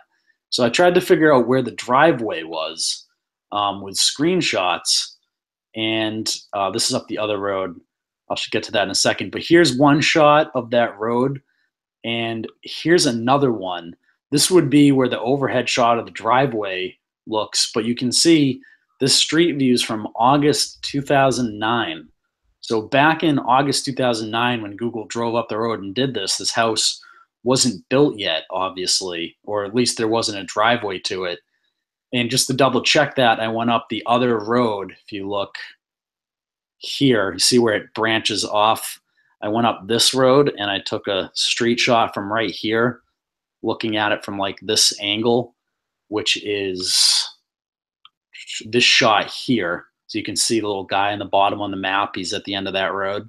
So I couldn't get a street shot of the mansion, but there it is. This is all this stuff all connected together. And interestingly, you have the George Bush Center for Intelligence, which I'm going to get into because this connects to the Points of Light program that was put forward by George Bush Sr. And if anyone knows what the 1,000 Points of Light is referencing, that's Lucifer. And that whole program put forward by George Bush Sr. is all connected into this. So getting back to this. I mean, how the hell did you find all this out? This is crazy. I got like a whole bunch of people sending me research. Oh, all right. This is wait, okay. So you know who figured all this out? Just the guy who hacked in the Comet Ping Pong figured all this out. That's who figured it all out and sent it to me. So wow, that's insane. Researching these people on a daily basis. So now let's go over here. George Webb had tweeted out this. Otaiba, who's this guy, is buying satellite data from Imran/Hina for both OPEC remote imaging and NADRA surveillance apps, and WikiLeaks clubbing too. So who is ambassador from United Arab Emirates to the U.S., Yousef Al-Otaiba, who links to Roadtown Tortola BVI? United Arab Emirates diplomat known as the most charming man in Washington and close friend of presidential son-in-law Jared Kushner lost some of his magic recently following release of emails that linked him to major international fraud, suggests that his country coordinates closely with Israel, and revealed blunt criticism of President Donald Trump. Yousef Al-Otaiba, who has been ambassador of the UAE to the United States since July of 2008, has been a forceful voice against Iran and the Arab Spring protest movement and the neighboring emirate Qatar, which the royal blah, blah, blah. You can read on. But you can see that this Otaiba guy is all connected in here as George Webb actually reported on. So when you go into this, okay, so Pascal dropped out of the group, friends to symbolize some of their days would collide with Otaiba's public life. In 2008, Otaiba hired an original member of his partying crew, his college buddy Byron Fagan, to run a personal foundation with millions of dollars in UAE funding. He also arranged for Fagan to be simultaneously employed by the embassy as a legal advisor and by the Washington public relations firm, the Harbor Group, working on behalf of the UAE. So after Fagan was arrested for pilfering more than $1 million from the foundation, he told prosecutors that secret alcohol and gambling addictions had driven his crime. With the foundation defunct, Otaiba paid Fagan's legal bills and kept him on his two remaining roles. And you can see emails obtained by The Intercept spanning more than a decade of Otaiba's interactions with Fagan suggest the ambassador was anything but unaware of Fagan's habits. It says, I mean, why were you looking for me on this, on a subject like that, dog? It's not big, not blatant, but meaning they're not on street corners. It's undercover in homes or apartments, not in your face type stuff. Dubai is more visible than Abu Dhabi. And that's on UAE prostitution. It's big, but not blatant, is what he's saying. And I personally have been to Dubai, and I've been in a whole bunch of, high-end bars over there and stuff. And I will tell you from my own personal experience, I've been in multiple bars in Dubai where you cannot walk from the door of the bar up to the bar and order a drink without being accosted by at least 3 to 4 prostitutes that are so aggressive they come up and grab your arm and stuff, and they're like blatantly prostitutes. And almost all of those brothels and stuff in the UAE, as far as I'm concerned, are run by Russian mafia. So it's, you want to talk about people having, connections to the Russians and all that. You talk about people like this Otaiba guy, right? So along the way, Otaiba has become one of the most powerful men and well-connected men in Washington, reportedly in touch with Jared Kushner, President Donald Trump's son-in-law, and advisor on a weekly basis. His spending on galas, hospital wings, dinner parties, and birthday bashes has become legendary. Close with CIA Director Mike Pompeo and other top national security officials, Otaiba has bankrolled nearly every major think tank in Washington. The Emirati convoy, from his close relationship with this guy, can't read that, who is widely considered to be effective ruler of the UAE. The Crown Prince of Abu Dhabi, he's known in the region and in Washington by his initials MBZ. And if you travel to there, you'll see his face up on skyscrapers. Since 2003, Otaiba has reportedly directly to MBZ as his head of international affairs and then ambassador to Washington. So going down. The Diplomat has worked tirelessly for nearly 2 decades to push Washington's defense and foreign policy establishment to adopt MBZ's hawkish ideas on Iran, the Muslim Brotherhood, and other contentious policy areas. Otaiba has been a leading voice in Washington for the war in Yemen, where the UAE operates torture warehouses and funds death squads. Now, let's look into these torture warehouses for a second. This is by the Associated Press. In Yemen's secret prisons, UAE tortures and US interrogates. Hundreds of men swept up in the hunt for al-Qaeda militants have disappeared into a secret network of prisons in southern Yemen where abuse is routine and torture extreme, including the grill, in which the victim is tied to a spit like a roast and spun in a circle of fire. An Associated Press investigation is found. And how is that relevant to what we're talking about? I wonder how that connects to what we're talking about. I wonder if maybe the people behind all this type of behavior like to roast pigs on spits, just like they like to roast people on spits. Okay? Senior American defense officials acknowledged Wednesday that the U.S. forces have been involved in interrogations of detainees in Yemen, but denied any participation or knowledge of human rights abuses. Of course they did. So you can see here, there's 18 clandestine lockups across Yemen run by the UAE Emirates or Yemeni forces created and trained by the Gulf nation. Okay? So that's, the type of thing that we're involved in. Congratulations, Team America World Police. Conflicts has left more than 10,000 dead and countless more starving and stricken with cholera.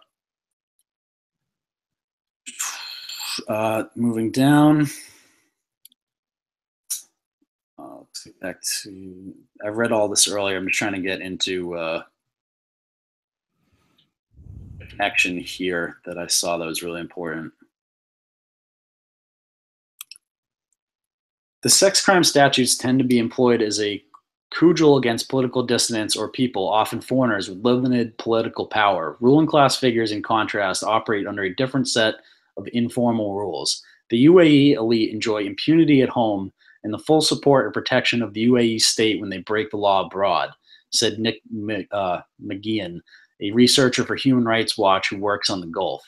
In private, Otaiba has made candid admissions about the sex trade in Abu Dhabi, rarely seen from high-level figures in the region. In February 2008, 60 Minutes ran a segment focused on Dubai that touched on sex work and trafficking industries. The next day, a friend from college emailed Otaiba, "I was looking for you on 60 Minutes last night.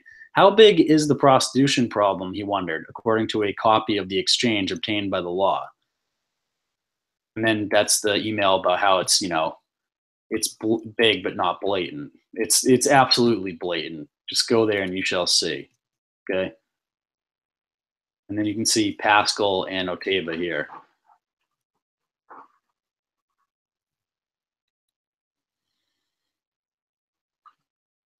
Okay, so I'm sorry, whose house was that burned down in the beginning? It's Otaiba's house. Did they have any idea why that happened? No. Okay, so kitchen fire, possibly. And then John Podesta, was that farm next to the CIA? Is that the farm he was? Yep. He was at? Yeah, this is it right here. Claude Memorial Colonial Farm is the farm, as you read here. Wow, man. So okay, so there's a lot more going on with John Podesta than just being a pedophile in Washington. Yep. So you see, working at Turkey Run Farm in Mclean, now called Claude Moore Colonial Farm, and if you look here, Claude Moore Colonial Farm's right there, and Otaiba's house that burnt to the ground is right here.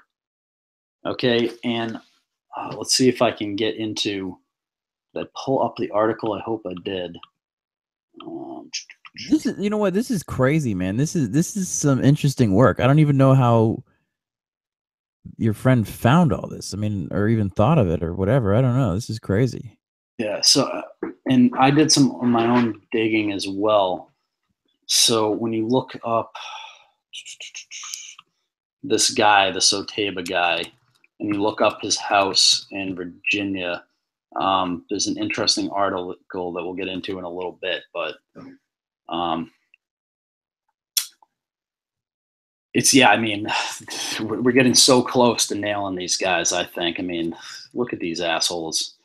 I think they're above the law. Like, they really do. He's all dressed in white like he's some religious guy. Right. Guys out there with prostitutes like all the time. Here, you know what? Aren't you concerned at all that I feel like if someone gets too close and has information that's too good that can reveal these people, I feel like they'll just, you know, get a hit out on you. You know, they'll come and. But if they do that, it only makes everything I said more like legitimate. Then people really listen to me. Mm-hmm. So. But so you think a mistake with a lot of these people that are found dead because they're investigating things, they're not spreading the awareness enough? Like they're not, because I feel like what you just said is right, but it only works if you're like regularly, you know, speaking to the people and you're a somewhat, you know, a public person talking about this stuff publicly. Yeah. Then it's like, okay, then it gives them, you know, a crazy amount of credibility if something happens to them. Who was that guy what was that guy again? That conspiracy guy that was investigating Michael Aquino, who died? Oh God. You know what I'm talking about? No, I mean I do know. There's been so many deaths. Like I can't. Yeah, like they found like black stuff coming out of his mouth. Oh, poisoned. God, I know what you're talking about. I can't remember the hell his name. Though. I know. I can't remember some of these people's names. Yeah. Yeah. Maybe you're right. Maybe I should be more worried. I don't know, man. I'm just saying. I don't know, because this type of stuff is like, because I almost feel like that guy's house got burned down. That was like some straight up like intelligence underground like issues or retaliation. Like whatever happened, it seems like that guy messed up or did something wrong or something, and they just retaliated against him. Yeah. I'm sorry. So is he dead? No, he's still alive. This guy's okay. So he wasn't like in the house, and it burned. No, he wasn't even home. The only one who was there was some UAE diplomat that was like staying at his house. That's really weird. So who knows? Like maybe there was something in the house they really didn't want. But bro, I can't believe how close that house is to Langley. What the hell, man? This is crazy. I know, right? It's all. It's like you can. It's like I didn't even know they had houses that close to the Central Intelligence headquarters. And what's up with that high school over there? What's up with that? Yeah, Langley High School. Imagine how much fun that place is to go to. Yeah, I don't know. I don't trust anything around there. I don't trust anyone that lives there. I don't trust any of that. I mean, they always talk about the farm in movies about the CIA. Maybe this is the farm that they talk about. You know, are people allowed to go there? Because I know like the FBI has like public tours and stuff. Yeah, I don't know this is the wiki for the farm. You can maybe we can go there and just like sneak off into the woods. Although the CIA probably is the place to try that. This is the farm. They dress up in what colonial get up and stuff. I don't know. You know what we should do? We should sneak into Bohemian Grove and get our own footage. Oh shit, dude! I don't know about that. I don't want to end up like, you know. Because Alex Jones, I feel like that was all bullshit. But I feel like if someone did it that was like they didn't know and was just off the books. I was at Bilderberg and there was no sneaking in there. They had cops all over the place. So yeah. That's why I think the whole Jones thing. If he wasn't invited in there, there's no way. Exactly. Yeah, exactly. So they have all types of top level, like, you know, politicians in there. There's probably all types of Secret Service and stuff around. You ain't sneaking in there. Yeah. So unless you're Rambo, you know, then maybe. Yeah. But you know, Alex Jones is pretty jacked, I guess. Who knows? He's a big giant fat body, so he must be pretty quick to sneak through there. All right, so let's get back into this Otaiba guy because this gets more. So Otaiba's double life as a diplomat and partygoer sometimes intersected. In 2006 and 2007, Otaiba played a crucial role helping to talk other countries in the region into backing President George W. Bush's troop surge in the Iraq War. Harrison said a role that was confirmed by Senate Intelligence Committee Chairman Richard Burr. I've spent probably more time with Yousef than I have anybody, Burr has said. So going on, moving down, just getting to the important stuff here. Hey, you know what? I'm really sorry, but I actually got to go. Yeah, no, that's cool, dude. You're but that was great. This is really interesting. I want to come back and watch this when you're done with it. That's some fascinating stuff, man. Wow. Just wait Bro, till I can see people could spend hours watching this stuff. It's like it really sucks you in, man. just wait till I get into the embassy connection and the George Bush Sr. connection. As you saw in that little chart there, the George Bush Center for Intelligence is right next to that too. And You know there's what? I feel like George Bush Sr. is like the smoking man from the X-Files. I feel like he's like one of the top guys in this whole thing, honestly. yeah. I want to go to his house and just be like, listen, just tell us what's going on. No one's gonna believe us anyways. So just give us the real story here. So I mean, the crazy thing is, and I'm about to get into it in this, is this Otaiba guy is one of the main people that helps out with the 1,000 Points of Light charity thing that George Bush Sr. started. What? Huh?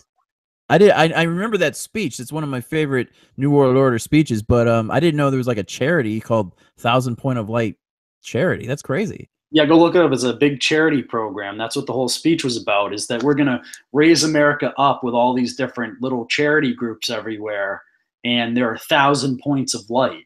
But we all know that when he's saying 1,000 points of light, he's really referencing Lucifer. So there's a whole program they put together for this stuff, and this Otaiba guy is all connected into that. I mean, the connections, the rabbit hole that I've gone down today looking into this stuff is like unbelievable. It really is. So, wow, this is good stuff, man.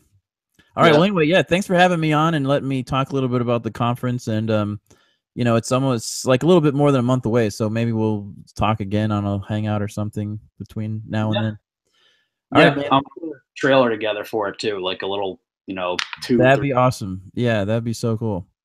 All right, man. Well, you have a good night and good luck with the rest of this. All right, dude. Yeah, for sure. Take care. Thank you so much for stopping in. My pleasure. Take care. All right. Peace, dude. All right, everybody. Back to business. No slacking. This is the Titus Frost YouTube channel. All we do is truth. Okay, so you're looking on here. Now, they're putting together a thing, and he's talking between Fogan, this guy, and according to Pascal, Otaiba told his friends they hope to take a trip to see the NBA All-Star game. I got to make sure it's cool with Sheikh Mo, but I think so. Pascal recalled Otaiba saying Sheikh Mo, Otaiba's boss, MBZ, must have been cool with it. In an email thread with the subject line, Vegas baby, Otaiba readied his friends for a weekend in the MGM Grand's exclusive penthouse, Skylofts. Not sure if it's fear or sheer excitement that I'm experiencing right now, he wrote. Gentlemen, this is going to get messy. And remember where Chris Cornell was murdered? It was in an MGM Grand hotel. Not in the same city, obviously, but still same company. Fogan, for his part, was pumped for the trip. Oh, hell no. This could be the greatest thing ever, he replied to Otaiba. Is my diplomatic immunity valid in Vegas? Otaiba asked in the emails. Fogan, who was then in law school, responded, as long as we get consent, I don't think legal troubles will face us. He wrote that we could drop cards for youngsters to sign, what he called a portable contract. And here, I'll show you, this is the actual email from Byron Fogan.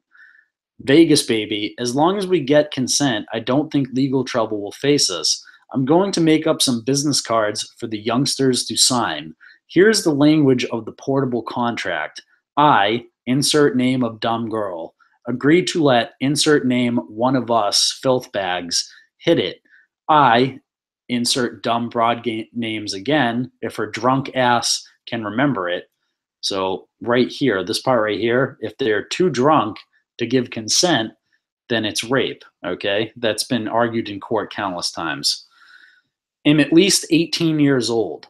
So they're hitting on girls that they're not even sure are even 18, okay? That they have to get them to sign a contract for. Signed, little chick signature, everything is nice and legal, smiley face. This was sent to Otaiba. Now, what type of girls do you think these guys are into? Like older girls, you know, working? Nope. Barely 18, okay? In another email from the thread, Otaiba readied his friends for the planned debauchery. Esteemed members, and you can see email here, of Team Alpha, I hereby confirm that Operation Dumbo Drop, which will take place in Vegas over All-Star Weekend, has officially been given the go-ahead signal and shall begin deployment as scheduled. I expect no less than 100% effort through the entire operation. Anyone caught slacking will be dishonorably discharged and blacklisted from any future operations in that particular theater. Go, go, go, go, go. And you can see Operation Dumbo Drop. And here's exactly how these types of sickos, control everyone. If you don't take part in their little party, then you're kicked out of the group. And that's how they get these guys to get in on the blackmail stuff that they eventually hold over them. And if they kick them out of the group, they probably just, expose the stuff that they were into when they were in the group. 2 months later, in 2008, Otaiba would complete his methodical rise to become the UAE's top diplomat in Washington. In a reflective mood, just weeks before presenting his official credentials to President George W. Bush, Otaiba forwarded a 2004 email exchange to Fogan. "I'm sure going to miss these days," he wrote. Fogan replied, "Something tells me that you'll find a way around missing anything." It just goes on. In one of the 2004 correspondences, Tracy, whose real identity Intercept was unable to confirm, indicated there had been issues with one of Otaiba's engagements with a sex worker. "Thanks for speaking with me today," Tracy wrote. "I am sorry that you had such problems with Caitlin. Like I said, I have had a similar situation as well. Just to let you know, Caitlin went on and on about how good-looking you were to a couple of my very close girls, and these 2 girls are dying to work with you." Tracy continued, "I can send them to you in your country or wait until you are in the US. They both have passports." Human trafficking, okay? I can send them to you, okay? That is deliberate human sex trafficking. She sent him a list of names, boasting that some of the women had made appearances in well-known magazines, okay? Otaiba replied days later on May 30th, 2004, with a list of his preferred escorts. He inquired about one, believing the promotional picture looked dated, and requested Tracy's banking information so the relationship could get started. "Send me your account details and I'll transfer money to your account." After writing again to clear up the banking details, Otaiba added, "P.S. Caitlin's money went out today." And there's 100% evidence of paying for prostitution. Here you can see there's this Camelot strip club here where these guys go and hire prostitutes. We'll get into that. It says it in this part of the article. Intercept authenticated the emails in a number of different ways. In 2008, Otaiba and his 2 closest advisors in the United States met with a 4th person who asked to remain anonymous so that he could continue doing business in the region, to discuss how to handle a possible blackmail attempt that was underway involving the same emails that, years later, Global Leaks would distribute to journalists. Some of the emails were posted in 2009 to an online chat room but have since been removed. "I thought he wanted to talk about tourism. Instead, it was about hookers," said the source, who was briefed on the alleged blackmail and told about the emails. Daily schedules in Otaiba's inbox, which the Intercept obtained from Global Leaks, independently confirmed that the meeting took place when the source said it did. The source had limited involvement with the affair and did not know the identity of the possible blackmailer or whether demand for payment ever occurred. So we're going to move on.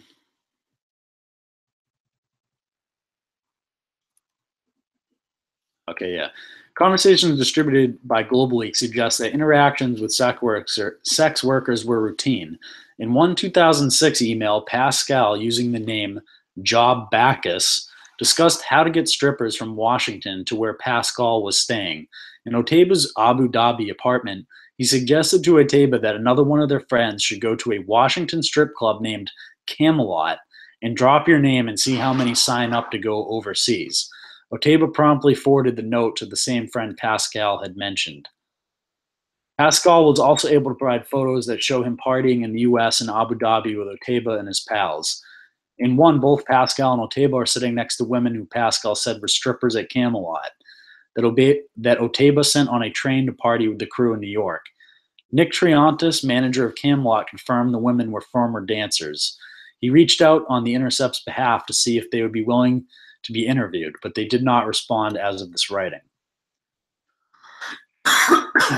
Excuse me.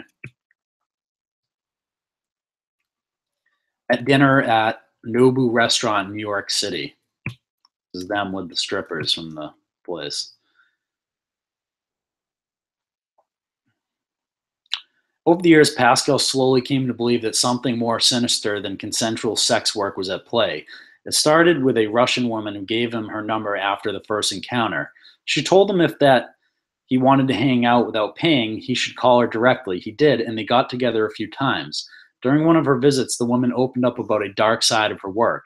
I opened the door and she ran into my room. She just buried herself in the corner, almost shivering, Pascal said. I was like, dude, what are you doing? She told me she had just seen a guy who had beat her friend and her friend was in the hospital. And then she told me how she had gotten there and someone had taken her passport. It's a telltale sign that someone has become a human trafficking victim. He was never present when women were sent, Pascal told me of Otaiba, whom he referred to by nickname used among his American friends. You can't say that Seth is a human trafficker. He's not. But some of the girls I was sent over there were trafficked girls. So I don't know how you can differentiate that. He's sending trafficked girls. Human trafficking is a $150 billion global industry, according to the International Labor Organization. The UAE is at the center of gravity for the industry. Sex trafficking, when an adult is coerced, deceived, or forced into prostitution, or maintained in prostitution by those means after initially consenting, is the most common form of modern slavery, according to Polaris, which operates a trafficking hotline in the U.S. In the UAE, labor trafficking is more prevalent than sex trafficking. But according to State Department reports, some women, predominantly from Eastern Europe, Central Asia, South and Southeast Asia, East Africa, Iraq, Iran, Morocco, are subjected to forced prostitution in the UAE. McGeehan, the researcher at Human Rights Watch, told The Intercept that the country's elite essentially operates under a different set of rules than the rest of society, particularly foreign workers. I've been there. That's 100% true. 100% true.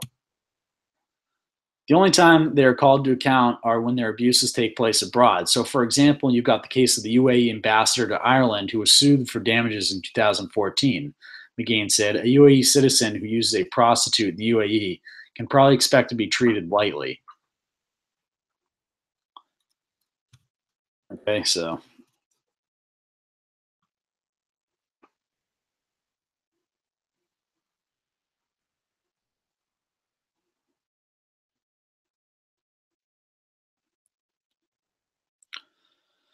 So, you know, it goes on and on and on and on, and you can go into this yourself.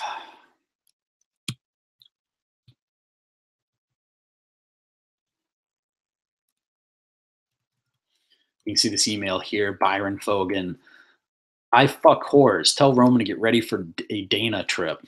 You know, I mean, these guys are obviously into this stuff. Just email after email. I mean, it's not even in code or anything. It's just blatant stuff. So and it goes on and on and on and on and on and on and on, right? I mean, it's just never-ending debauchery here. So let me see if I can't pull up the one of the articles I had found on this guy and how it connects to this thing with the 1,000 points of light. So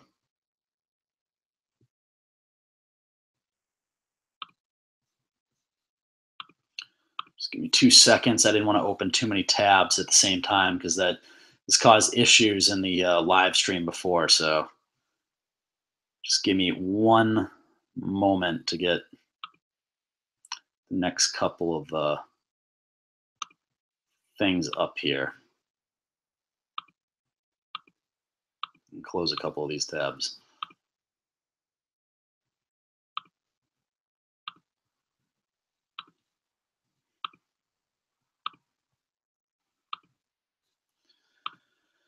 Okay.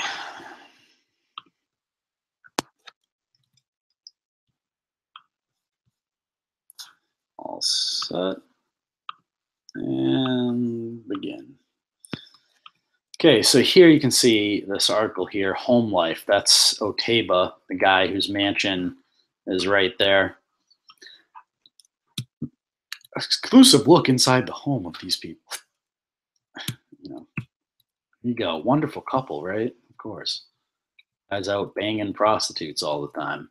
But, you know, look at them smiling and, you know, perfect couple. Ooh. Does she know how many prostitutes he bangs on a regular basis?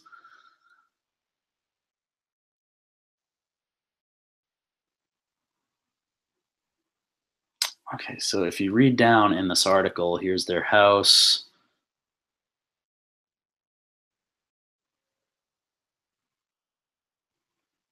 Blah, blah, blah, blah, blah, blah.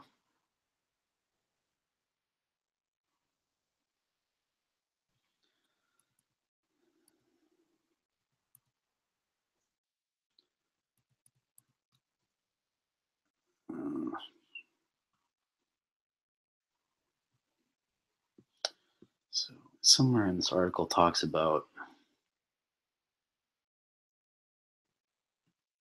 Kenner and cool tones, open and playful spaces, marvel setting overlooking the rivers.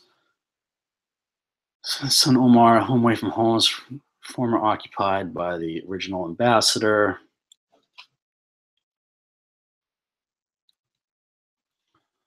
There's, you know, if they're over there, there must be a diplomatic gathering, he says. Much prefer to host that at the house so I can get home early.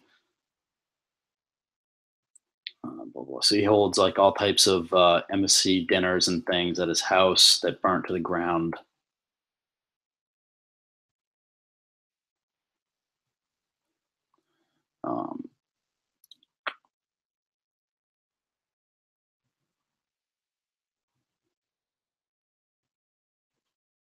So they're just all tied into this charity work and stuff. They go through it all. You know, as his wife is settled,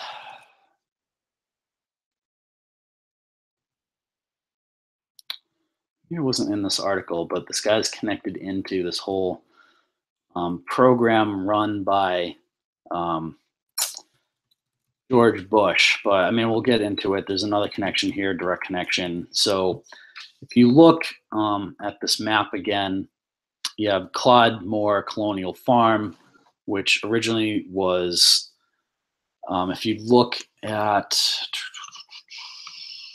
on Twitter here, this is the area that you're just looking at here. Okay, so it's the same thing, and this road here is what you're looking at. Let's see if I have a better image to pull up.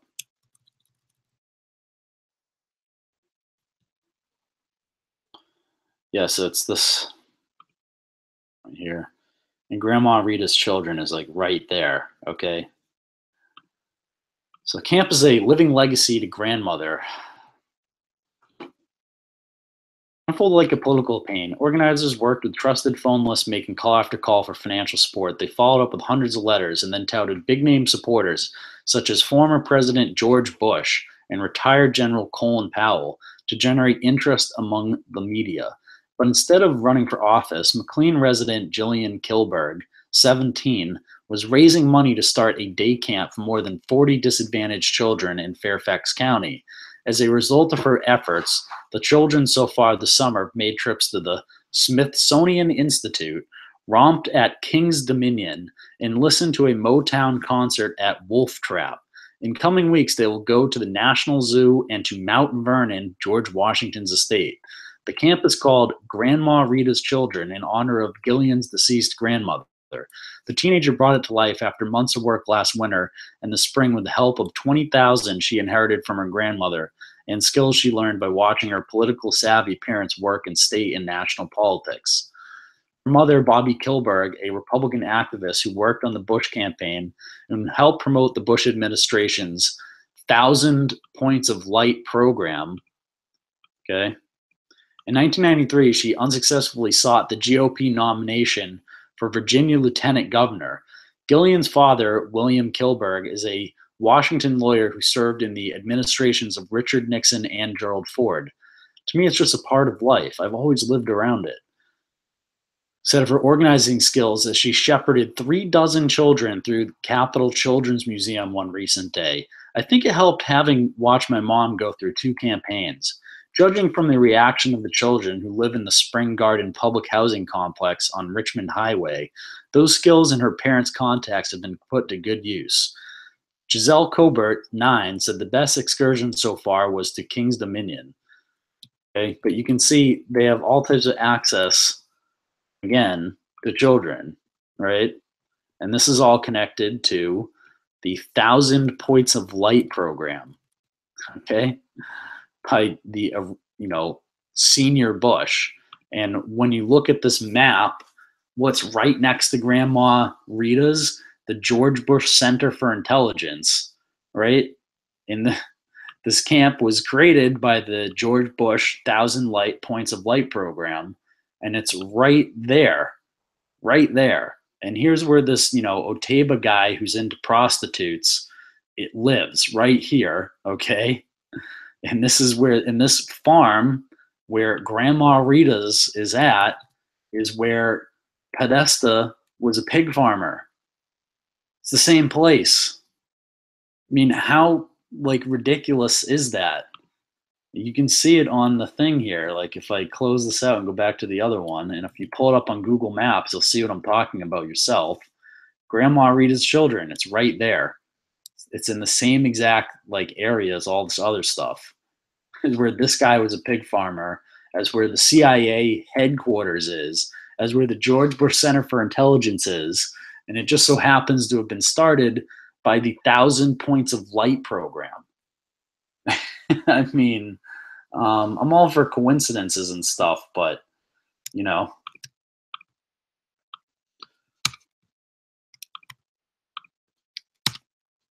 when you look up the 1,000 Points of Light program,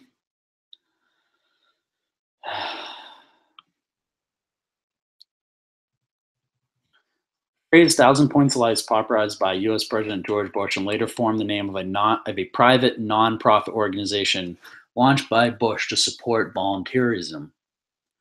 The term was used by George Bush in his speech accepting the presidential nomination at 1988 Republican National Convention in New Orleans. Written for Bush by Peggy Noonan and Craig Smith, the address likened Americans' clubs and volunteer organizations to a brilliant diversity spread like stars, like 1,000 points of light in a broad and peaceful sky. Bush reprised the phrase near the end of his speech, affirming that he would keep America moving forward, always forward for a better America, and for an endless, enduring dream and 1,000 points of light. What he's referring here, this endless, enduring dream, America has only been around since 1776. This endless, enduring dream they're talking about is their New World Order. And the 1,000 points of light, Lucifer, in his fallen angels are what they're referencing with that. They represent themselves as light. They're false light. Okay. So that's what this is all about. It's obvious. And it just so happens that this whole thing is tied directly into Grandma Rita's, which is tied directly to a pig farm, which is right next to the CIA and this embassy house. And now I just remembered why I wanted to show you this article. It wasn't the connection to the 1,000 Points of Light program. What this article is talking about is how these two have turned their mansion into an art museum. Okay, so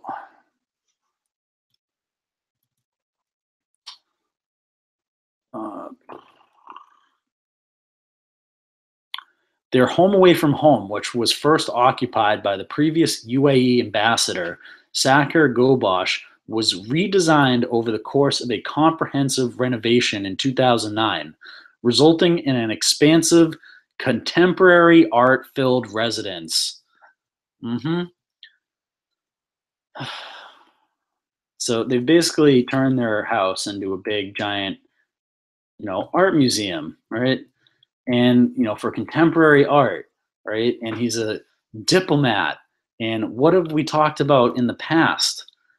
Art and Embassies program gave Podesta's, Jeff Koons, Rockefellers, Clinton, Marina Abramovich, Rothschilds, even Al Fanis access to a private shipping channel that could bypass airport security. Okay? And this is, into the,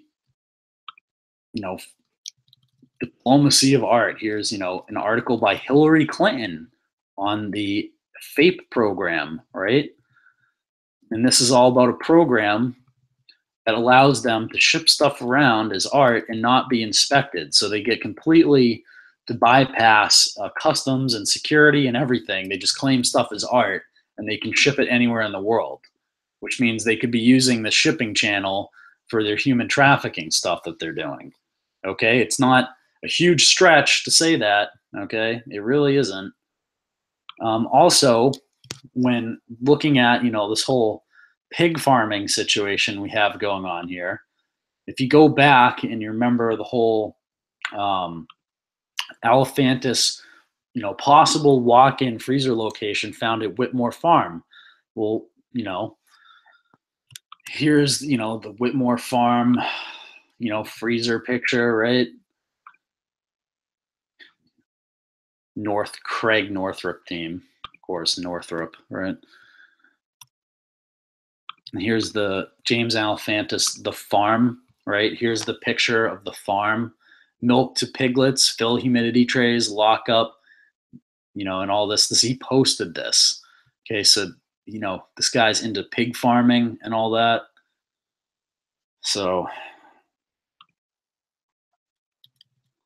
you can see here the map, that he posted is right there. That's the same exact map that Alephantis posted, which lets us know that this map he posted was from Whitmore Farm, which is in Maryland. Okay. And also interestingly, Alephantis lives within 5 minutes of this colonial Moor farm that Podesta used to work at. Okay. So there's a clear connection here with the pig farming thing and this art embassy program and all of this. This is all connected. Okay. This isn't just like, some coincidence that all of this is so like seemingly close together and you have, these connections to pig farms and, Podesta happens to be a big time pig farmer and all this, it's like the further you go down these rabbit holes, the worse it gets. And here's, the pig farm in Maryland, right? So just, it's like everywhere you turn, it gets worse and worse and worse. So just thought I would cover that. Also, if you go into here, there's this case here, historian charged in federal court with theft of government records from the National Archives. And who prosecuted this? None other than United States Nicholas A. Mitchell and Arun G. Rao, who are prosecuting the case. And Arun Rao is the guy who's, I'll be putting the information forward on that, but he's friends with this guy, So it's all these connections. Just the more you look, the more you find, it would seem. So anyways.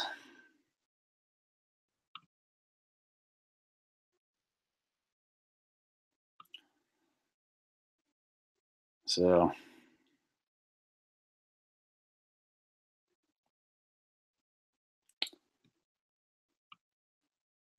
just looking through the comments, just trying to see what people have to say. Max Spears, someone says, is the name earlier. The guy who died with the black goo coming out of his mouth. Thank you for telling me that. We just couldn't remember his name. But yeah, definitely look into that whole Max Spears thing. That was definitely really weird. So now let's get into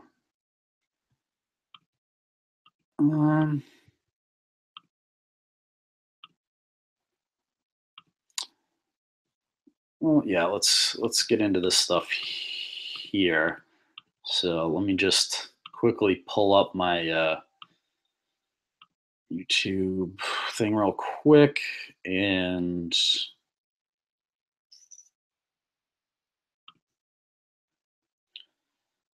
this video here. I just want to show people some stuff about what took place earlier today and the types of ridiculousness I have to deal with. Hello everyone and welcome back to the Titus Ross YouTube channel. I've hit pause like 5 times now. Pause the video, please. Thank you. Okay. First, let's get into one of the most important pieces of information that was actually censored off of my YouTube channel, and I'll get into who censored it off after we go back over the information, because it's really important information. So the video is still up on DTube in case you haven't seen it before, but YouTube removed my video via censorship where I covered Bezos' House of Horrors article by Randy Rocket. So it was based on this article here that I'm uploading. But while that loads, we'll just quickly get into this here, just because I thought this was interesting information. What Happened, the stupid book by Hillary Clinton, is going to be receiving like some sort of signing event or something at Barnes & Noble's on Tuesday, September 12th, 2017 at 11 a.m. And it's going to be at 33, of course, 33, right? East 17th Street, New York, New York. So here you go. If you want to see Hillary Clinton in person and watch her do the Kuru Shake, then that's where she's going to be. And feel free to go down there and use your First Amendment rights to let her know what a disgusting serial killer that she is. So feel free to go down there and chant the Clinton body count at her, or PizzaGate is pedogate, or PizzaGate is real, or something like that while she's there. Free speech reigns supreme, and that's where she's going to be. Please don't, break the law or anything. Just go there and use free speech. So just wanted to make everyone aware of where she's going to be and when, so that you have that opportunity. Okay? Now, the video that was censored before, one of the things I covered in it was this article here, Dead Rock Stars, The House of Horrors, and John Podesta. Dead Rock Stars, The House of Horrors, and John Podesta by Randy Rocket Cody.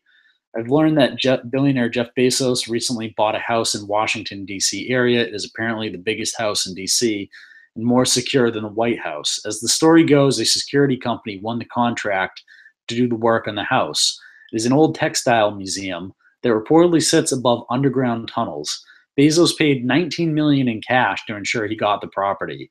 It is 2 buildings that are connected together. Apparently, the primary reason for getting the house is to hold Democrat lobbyist parties, or spirit cooking parties.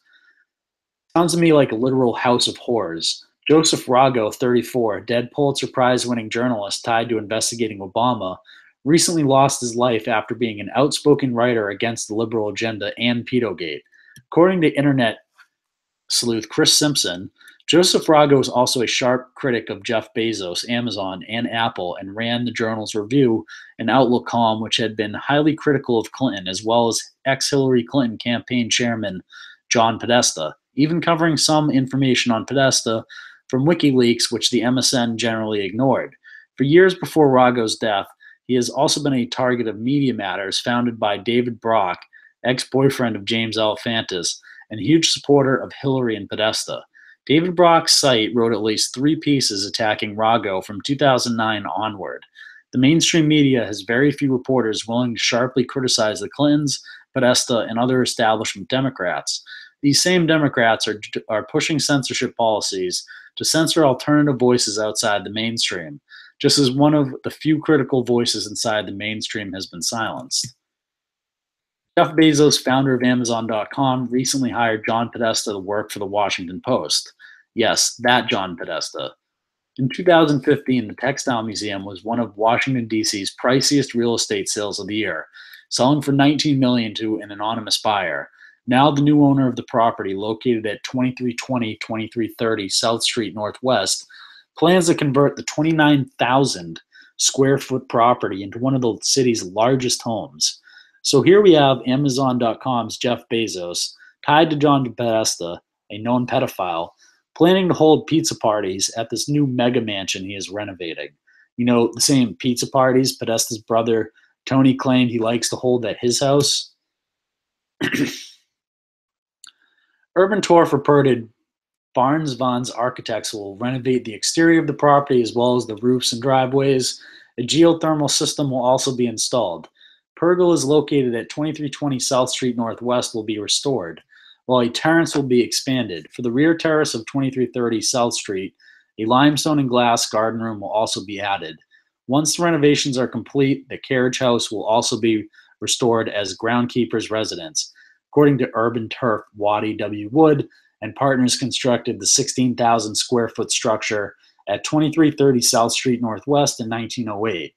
John Russell Pope, the same architect behind the Tom Jefferson Memorial, designed the roughly 13,000 square foot building at 2330 or 2320 South Street Northwest, as well as the nearby carriage house.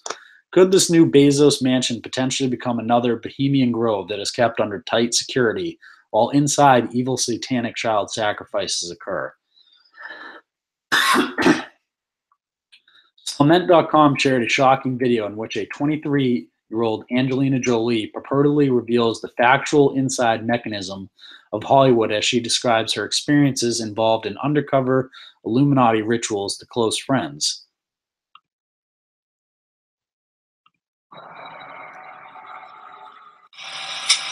It's like I would film things like that, or I would encourage like everybody, all different types of sexual, but there is that thing where it's like a lot of people misunderstand me with S&M and they think it's super, and I have to like explain to people how, like, where it's more like you're tied down because you need to like be able to like have something hold you down and keep you still, or like keep you fight something down, or like be able to heal once you're beat, like, or something. So it comes from that real place of like, you know, as opposed to being accessories or something. It's like with tattoos are good. It's like I've never always gotten them. There's like that time where people go, I have tattoos, and after a while, like, you can explain them. They can use it. It's just it comes from that real place.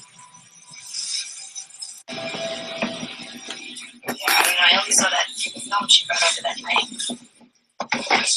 People who are like dark or like that kind of, you know, but it's a great thing to be able to like see everybody's sexual, like just sexuality.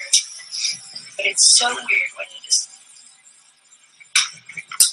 yeah, I had like the most amazing. Plant 3 toll revolutions. 1, 2, 3, ouch!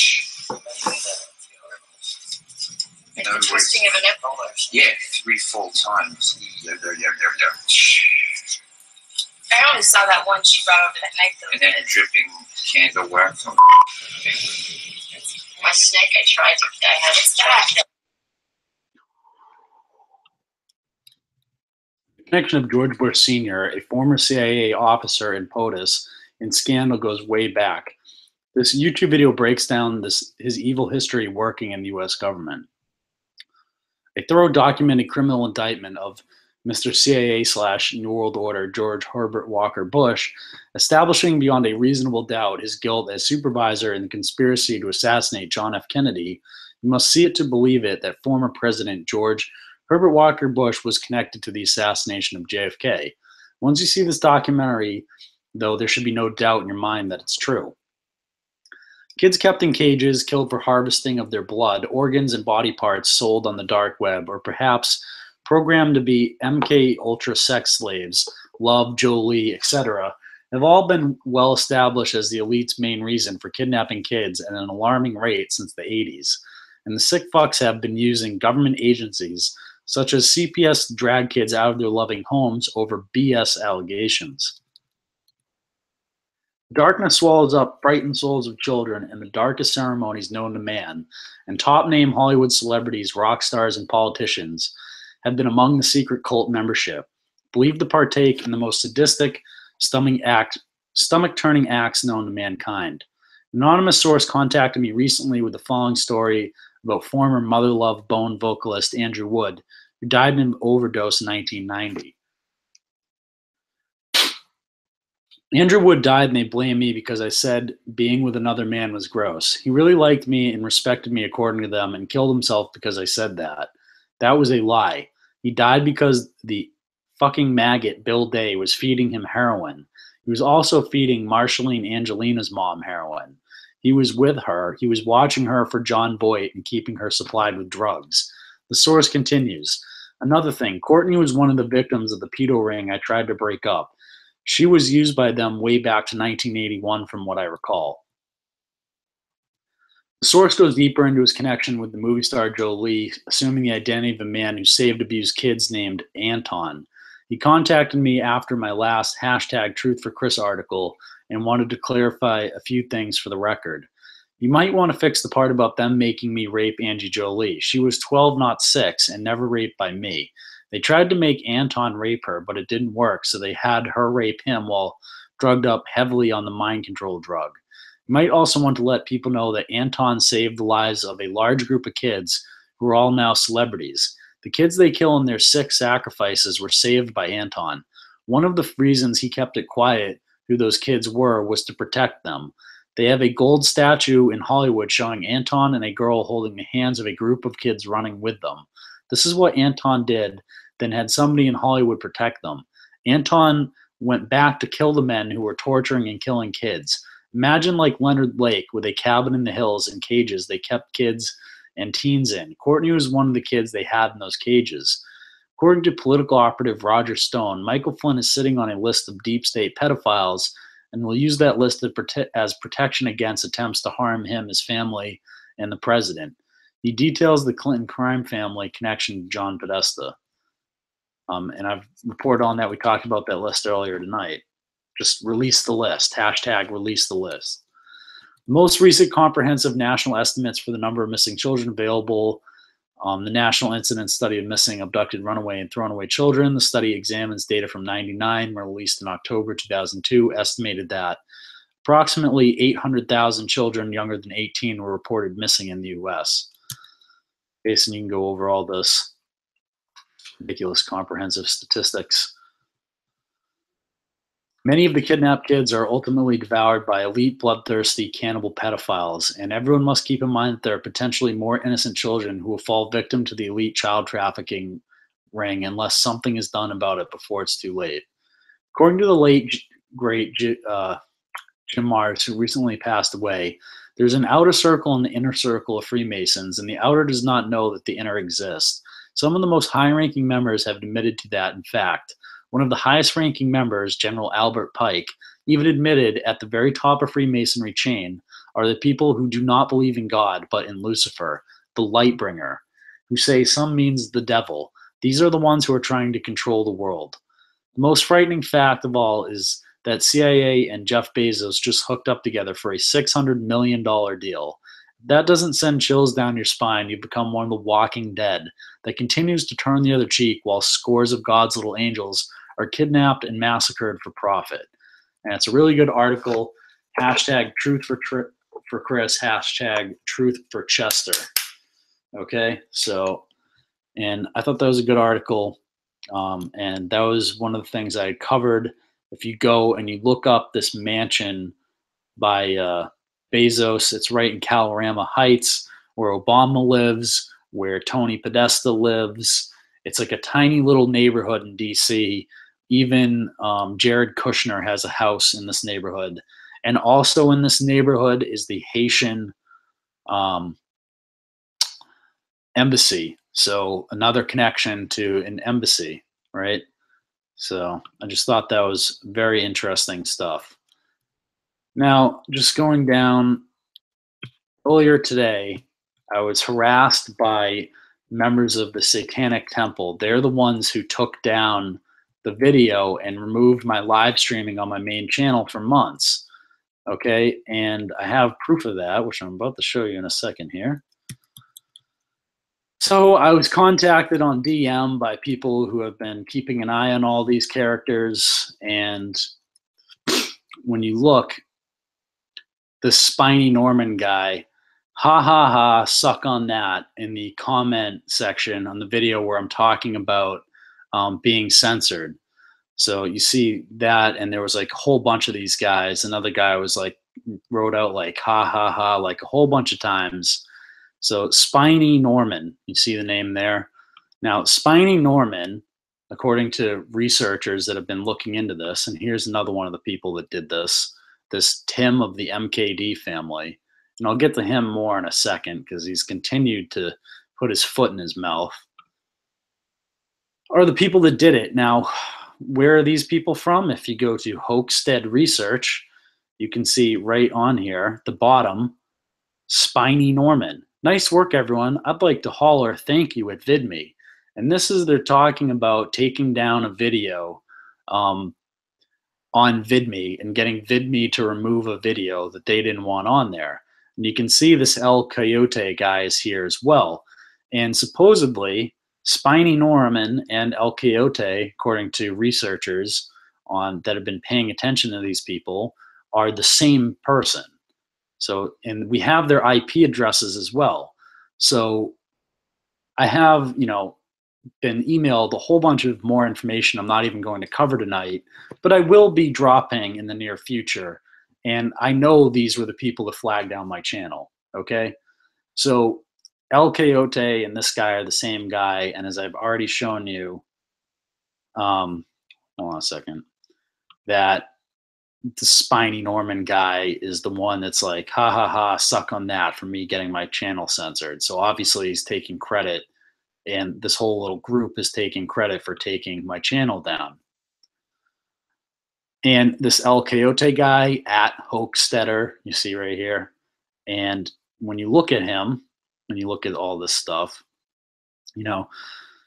some of my researchers are already following him, obviously. And other ones, I got to ask them why they're following him. But you can see he retweets Lucian Greaves down here below. And when you go through his thing, you'll see that that guy, El Coyote, is always, if you go look up Lucian Greaves, right? I did block him.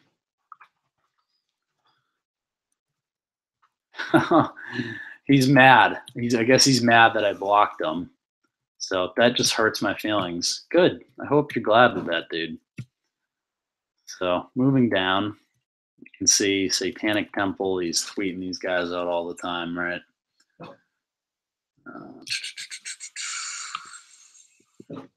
Now, the Satanic Temple, right? This is their main account. If you open this up, who does the Satanic Temple retweet all the time?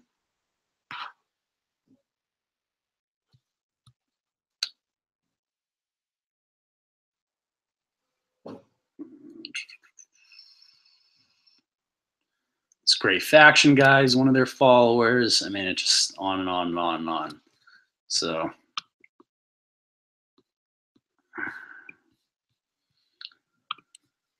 it's unbelievable.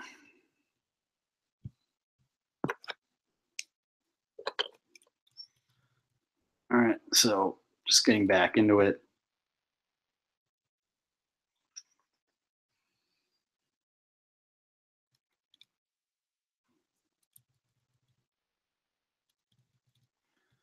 Okay, so if you look here, the Satanic Temple, right? They're always retweeting stuff about Hampstead here. You can see Hochstead, they're retweeting all the Hochstead stuff. This Grey Faction, the Satanic Temple, they retweet his stuff all the time, right? You look through here, El Coyote, who's following him, Lucian Greaves. And before, when I went and looked, before I did this broadcast, they had been retweeting each other and stuff. So there's a direct connection here between this El Coyote account and the Hochsteaders and Lucian Greaves of the Satanic Temple. It's an obvious direct connection. Okay.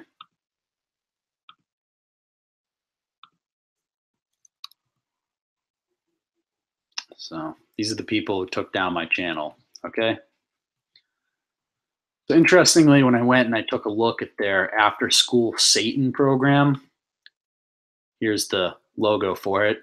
And immediately, not only do they have, the satanic crap on here, but you can see in the eyeball here, you have basically the same symbol as this, the little boy lover symbol, okay? These people have been going around saying, horrific things about me and stuff since I've uncovered all this. And when you look, what have we been covering tonight? The FAPE connection, the art connection, the art embassy program, and all that. Well, what is the Satanic Temple's headquarters? It's the Salem Art Gallery. And when you take a look inside their Salem Art Gallery, their statues seem to have a strange,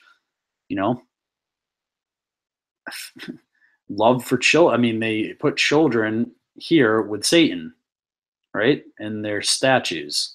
Why the infatuation with children? And these guys are, as I say, notice the infatuation for children. One of their followers here is this John Alex Wood guy who I went after because he's a Scientologist who believes in Dianetics and Xenu. So I tweeted this at him. Xenu is my co-pilot. And then you have this thing from the friggin' South Park episode. And I reference fair game because fair game is the thing that Scientology does to people they consider suppressive persons, where they use all types of gang stalking type tactics against people that speak out against Scientology. Okay? So, and it's completely, ridiculous and illegal stuff they do. They picket private residences and stuff, which you're not allowed to do. And they try to dox people and all types of horrific stuff. And when I went through the Salem, satanic black mass they have coming up, I thought it was interesting that, to take record of the 32 different people who said they were going. And of course, one of them is a Daniel Forbes, who's an Antifa member. So it's not surprising to see Antifa uniting with the Satanic Temple because, neither of them believe in free speech, obviously, which is why I'm even making this video, because my video was taken down by these people with an abuse of the flagging system. The video they took down didn't mention Hampstead, did not mention any of the people that flagged it, but it was flagged for bullying, which I've already shown countless times.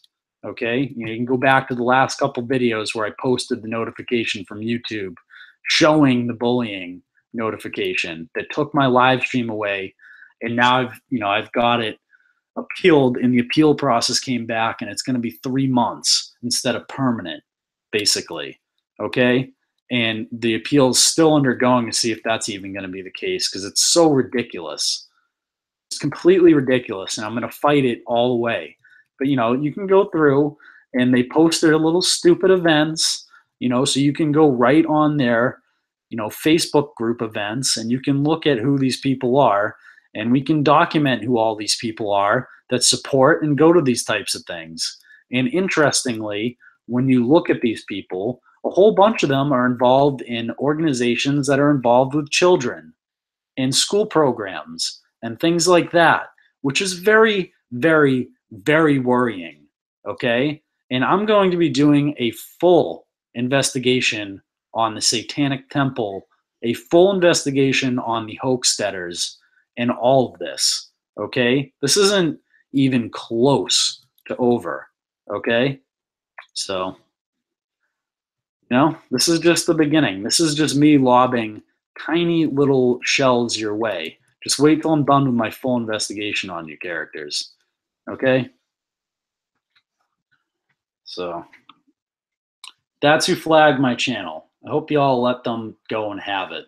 Not flag them, just let them know how you feel about censorship. Okay? So,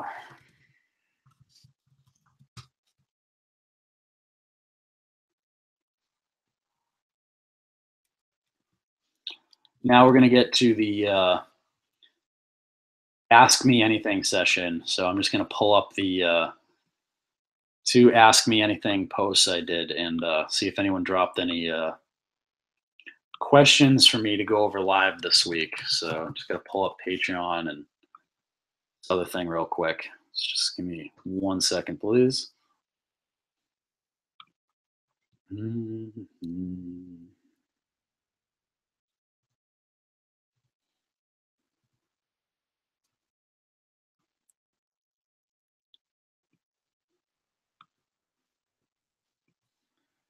Oh, here we go. AMA post.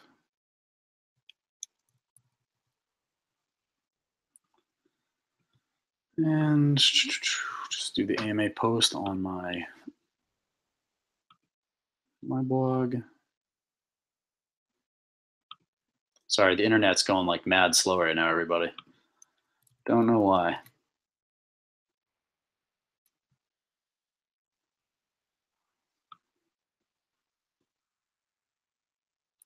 Okay, well, on Patreon, there was no questions submitted this week, but I do have more Patreons than last week, so I'd like to thank all of my awesome Patreon supporters. You guys are really great. If I can get 10 times more Patreon supporters, I will be able to go private, like fully independent, with private funding from you guys via Patreon. So we're 10% of the way there on Patreon. So if you haven't signed up for Patreon yet, you can support me for $12 a year on there, which really helps me out. And if everyone that subscribed to my main channel did that, then I would already be an independent journalist and could do this all day long, every day.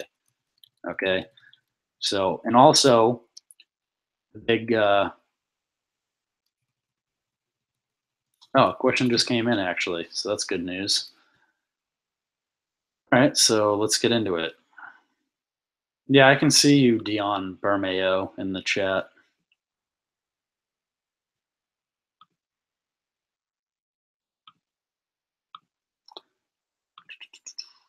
All right. So here's the question by Christina Marlowe. Thank you for submitting a question again. Excuse me. Just one of the countless agencies that should be investigated and exposed thoroughly is the National Center for Missing and Exploited Children. They are complicit in PizzaGate, just as Child Protective Services Agency et al. Are complicit. CM, Christina Marlowe. 100% correct. I've been suspended 3 times from Twitter now for tweeting out, is Brian Podesta of the National Center on Missing Exploited Children related to John Podesta? There's plenty of articles about that, actually. I'll show you one here on Steemit in a second. But yeah, for sure. Absolutely. 100% agree. The National Center for Missing and Exploited Children is complicit in this. So anyways, this is the AMA post I do. So, you know, I do a little thing. If you strike me down, I'll come back, you know, twice as strong than before. And I have. So your Satanic Temple hoaxsteaders, you know, you attempt to take me down, but it's failed.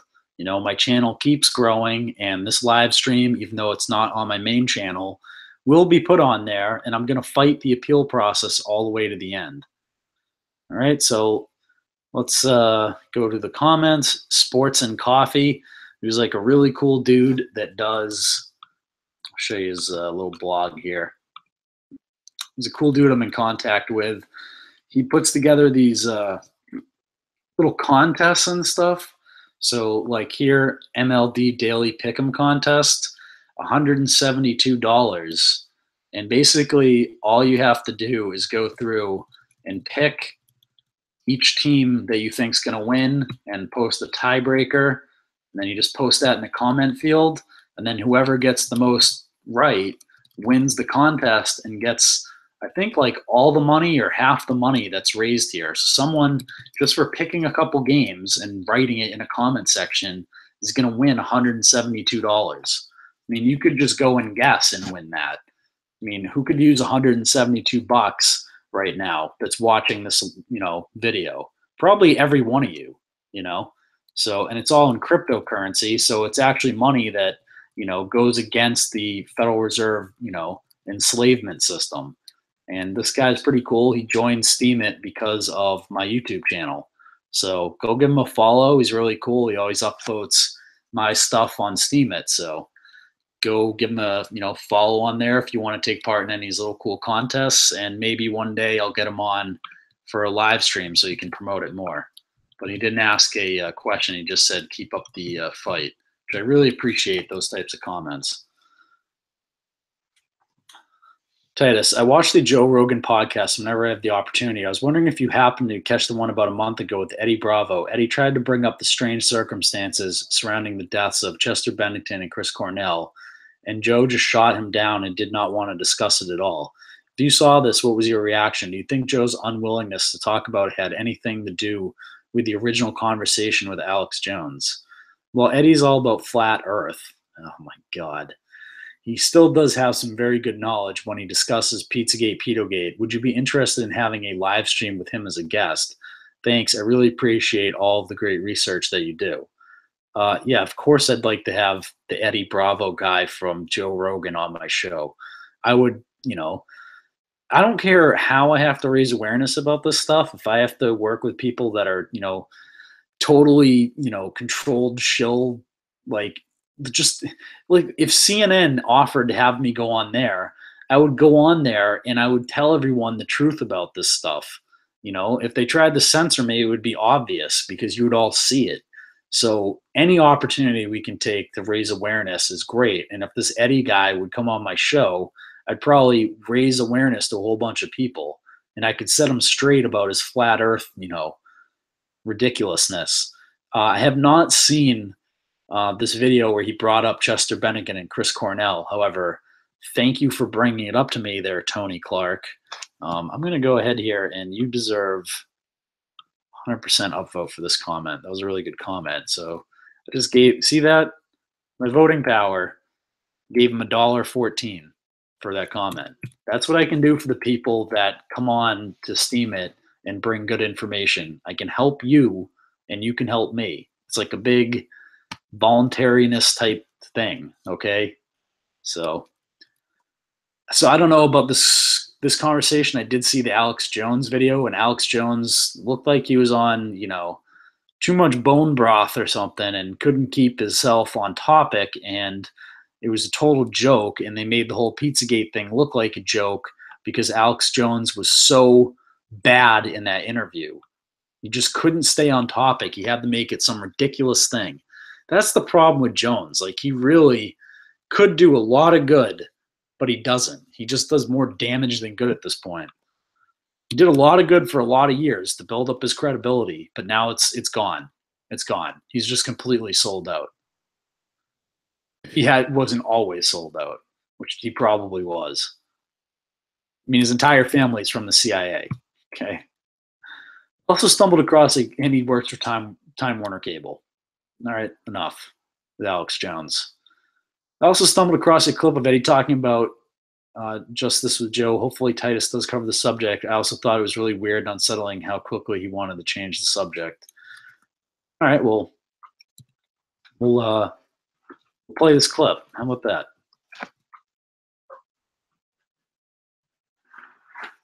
Fair use and all those things. Whistleblower who shot himself in the head twice. Shot himself in the head. Exactly. Twice. They do that on purpose. That's an obvious sign. If you were a detective, would you enter a case like that? Go, listen, someone got suicided, but it looks fishy. Would you say, nah, it's a suicide. Don't disrespect the family. Just keep it a suicide. They told us it was. No, you would want to know what the fuck really happened. Like if one of your relatives died or whatever, and they said she committed suicide, you're like, fuck. But then someone that knows him said it wasn't suicide, bro. Wouldn't you want to know the details? Or would you say, it was a suicide, that's what the cops said, you know what, we should have respect for their soul and their family? Would you say that, or would you say, tell me what the fuck happened? What do you know? Right? Yeah. Right? That's natural. If it's your family, fuck yeah. Yeah. So when it comes to stuff like, you look at Chris Cornell, him and his wife had a foundation, him and Chester were best friends. The conspiracy theory, I don't know if it's true, but they found out some shit. They found out some shit. Let's be respectful. No, like we don't know. I don't know. I'm not naming any names. But you got to look into it. Okay, but this guy just died, man. I just don't think this is shit to speculate on. That's why you should speculate. All right. Joe Rogan. First off, Chris Cornell's own wife is, questioning the stuff that's going on with that whole situation, and so did, Chester Bennington's wife, and I've covered that. And, the forensic evidence shows that Chris Cornell was murdered. We don't have the forensic evidence yet on Chester Bennington because the authorities have not released it. for some odd reason, they've done an autopsy but won't release the autopsy report on Chester Bennington, who looks identical to John Podesta, by the way. I mean, the similarity there is uncanny. If it's not, you know, a DNA connection, I'd be shocked. But, you know, we don't have any hard evidence on that. However, you know, very questionable, and it was definitely a murder. So I'm just going to interject that there. And we're allowed to question it as Cornell's own wife was questioning it. So, you know, it's not disrespectful to question stuff like this. In fact, I'm sure, you know, Chris Cornell, if he was murdered, would want people questioning what's going on. When you find out the connection and the way they died, they made it. Chris Cornell had 9 broken ribs and a gash in the back of his head when he hung him. Yes. And they said the official story is from the CPR. The CPR, he was already dead when they got there, and they break 9 ribs during CPR, and there's a gash behind his head. There's a gash behind his head when they cut him loose and he bangs his head off the ground. And he's hanging off like one of those exercise rubber bands. So you think someone killed him? When you look at the evidence, you're like, holy shit, he looked like he was murdered. And then Chester, right before Chester dies the same way, the exact same way. Dude, let's not do this, man. No. I don't want to even do this. I don't even want to do this. Okay. All right. Okay. I'm just looking into it because I love Chester. I love Chester. I love Lincoln Park. Who got you into Lincoln Park? I got you into Lincoln Park. I don't want to talk about conspiracy theories involving this guy's death, especially when he just died. It just seems so disrespectful.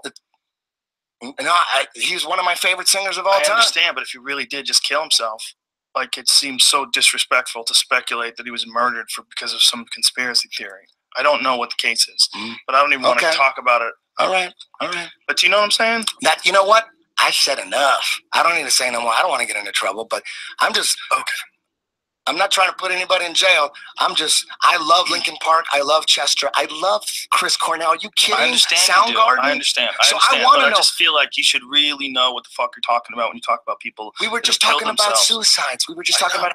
Yeah, the door latch was not, I mean, there's so much forensic evidence. Go back and watch the interview I did with Randy Rocket Cody. Chris Cornell was absolutely murdered.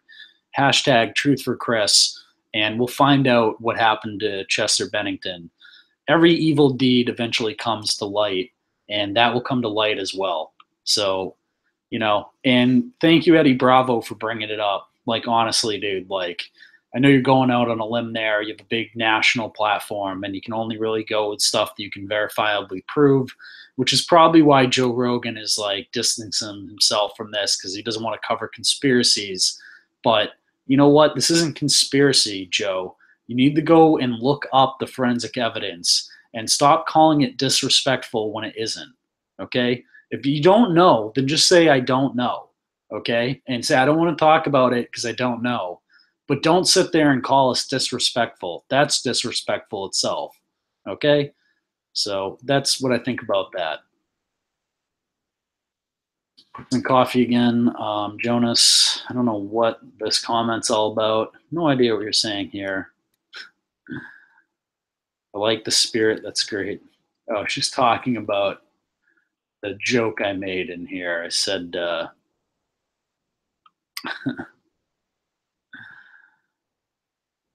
just said there's a guy on Steemit named Lord Vader who does like these like really funny articles about being Lord Vader, like Darth Vader. So I said, just ask at Lord Vader how badly that turned out for him. Next time, just let me do my own thing, Google, or I'll come back as the ghost of Saturnalia past and burn you by using YouTube to direct as much traffic as possible to other platforms. Oh, wait, I already do that. And, you know, as I mention all the time, my videos are all on BitChute.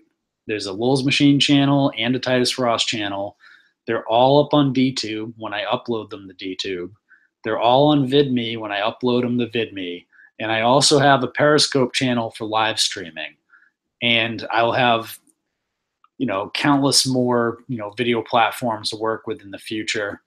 Also, another thing is, and I'm going to try to set up an interview with the Start Page people that I'm in contact with, actually. But, you know, use other, you know, search engines. Don't use Google. Use Start Page or use DuckDuckGo. But, you know, not only should you all be watching, I mean, not right now as I'm filming live, but if you don't catch this live, then go watch it on BitChute or on DTube instead of watching it on YouTube. Like, you should get into the habit of, when you first go out and watch videos, the checking on BitChute or DTube, like pick one or the other and go watch all the videos on there first. And then if you've already seen them on there, you don't have to watch them on YouTube. I mean, let's really drive traffic to these alternate platforms with our habits, with what we watch stuff on. I will personally actively try to watch more stuff on DTube and on BitChute and VidMe or whatever. But like, you know, let's try to do that. Let's try to push these alternative platforms so that they can take over from YouTube, and then we can drive the mainstream people to them just like we did with YouTube. Okay? So I think that's a great idea. So moving on. Killer Quasha says, "Go Randy, go! Keep it going." I have no idea what you're talking about. My name's not Randy. We're behind you 100%. Keep up the great work. Thanks, Harambe. Don't get your jimmies rustled. So I have a question. I was wondering for your next SWT if you're going to be covering the Clinton Foundation getting involved with the Hurricane Harvey Relief Fund. So I said I was not planning on it. However, I could go there. You want to send me a link of interest to you in particular?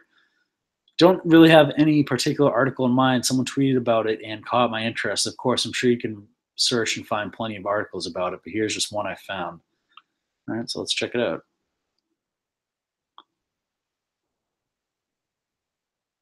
Is not charging $7 per water per bottle sent. Are they really doing that?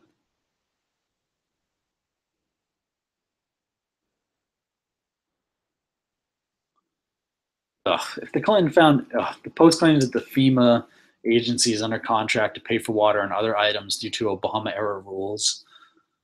I don't know. I mean, I know FEMA's been rolling into these places, and that's a big time worry. I mean, just go look up FEMA camps if you haven't seen those things. But if the Clinton Foundation is involved, there's corruption involved. They're probably pilfering people for money. One thing I did report on Twitter is like the American Red Cross. Of every dollar the American Red Cross receives in donation money, 0.08 cents makes it to actual victims. But there are good like charities, like the Salvation Army is one that like a huge percent of, like, you know, more than 50%, like I think it's in like the 90s or something, actually goes to victims. But you have to go do your research. You know, the American Red Cross with their stupid Knights Templar symbol, and they're just fleecing people. 0.08 cents of every dollar actually goes to victims that goes to the American Red Cross, which means it's all going to like the CEOs and all types of bullshit. And I've heard from people in Houston that the food the American Red Cross is handing out is like completely insufficient. So, you know, just be careful where you send your money is what I'm going to say. And clearly, if the Clinton Foundation is involved, I would steer as clear as that as humanly possible. Okay? So,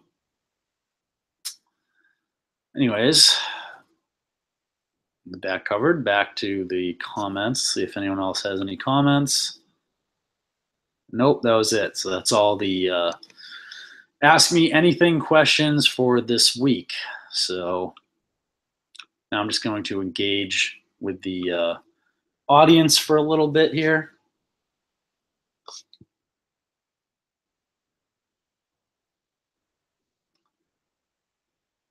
Okay, yeah, someone makes a good point. Avenging Angels, Red Cross, the people who volunteer are not bad.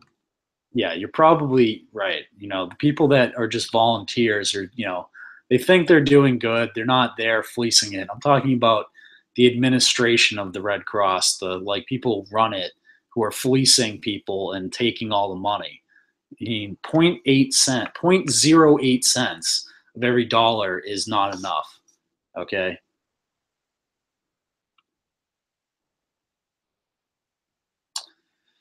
Altsario Blue Star check video on my channel. I have the speech that got MLK killed. Interesting.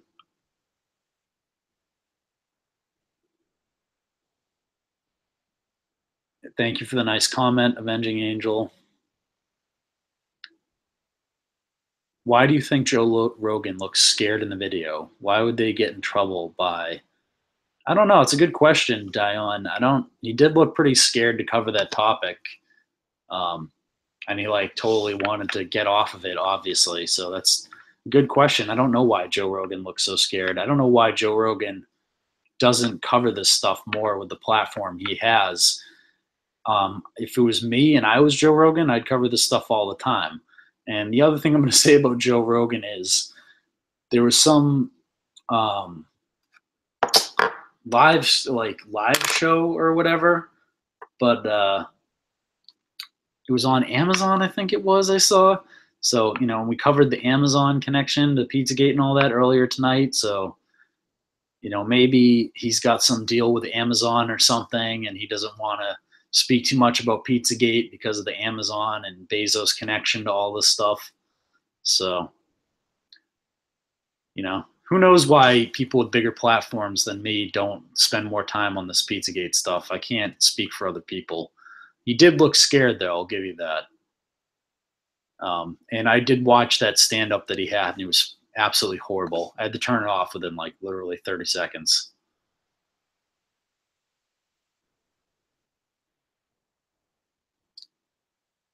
Yeah. The Satanists are really next-level evil, says S-Med for you, and are messing with the wrong Christians. Exactly. Well, we've already won, so... They can mess with us all they want, but, you know, anyone who believes that Jesus is the Son of God has already defeated the Satanists. So there's nothing they can do. Let's just use spiritual warfare and freedom of speech against them, and there's nothing they can do against us. Phil Hartman reeked of CIA hit. I don't know who Phil Hartman is, just being honest. So I'd have to look into that. I'm sure... Someone says, who was that guy in the beginning interview? It wasn't an interview. It was just from Delusion Truth, who I've done like a couple of hangouts with now. So I just brought him in so that we could talk about the conference we're trying to do to expose satanic mind control. So that's going to be on October 13th, Friday the 13th. So definitely tune in for that. That should be a good one. I know we have a whole bunch of people that are going to be working with that, and we have Kathy O'Brien who's going to be in that. So if you guys haven't read it before that conference, someone actually just bought this for my birthday. My mom just bought this for my birthday, of all things, just total coincidence. But go out and read this book, The Transformation of America by Kathy O'Brien. So we'll be covering a lot of information that's in here. I'm going to give this a read before then. So I've read a lot of books on this stuff, but it's just one of the books I haven't read yet. So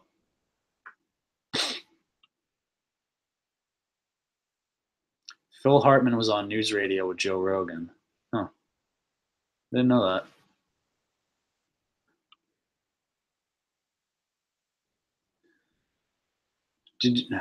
Diane Burma says, did you know that CIA had monitored Martin Luther King since he was in high school? I can't read the rest of the speech. In high school, I can't read that. The stupid thing's in the way. And if I hit it, it scrolls down too far. It says, so did you know that the CIA had monitored Martin Luther King since he was in high school? Something. The last speech he gave before he died was next to a Masonic temple. Interesting. I didn't know that. Natalie Mitchell says, do you think Trump is involved? What do you think of him? I don't know. I have no idea what to think of Trump, honestly, on this whole pedogate thing. I mean, so many people have been arrested, low-level pedophiles and stuff, and the media hates Trump so much that you gotta think like maybe they're like against him or he's gonna like expose them, and Trump like kicked Epstein at a Mar-a-Lago. But then, you know, you look at this thing we covered tonight with Jared Kushner being connected to this Otaiba guy, and you have all the Feinstein connections, and Feinstein's the guy who runs DynCorp, and DynCorp is like a long history of human trafficking. I mean, it's just, I don't know. I don't know what to think.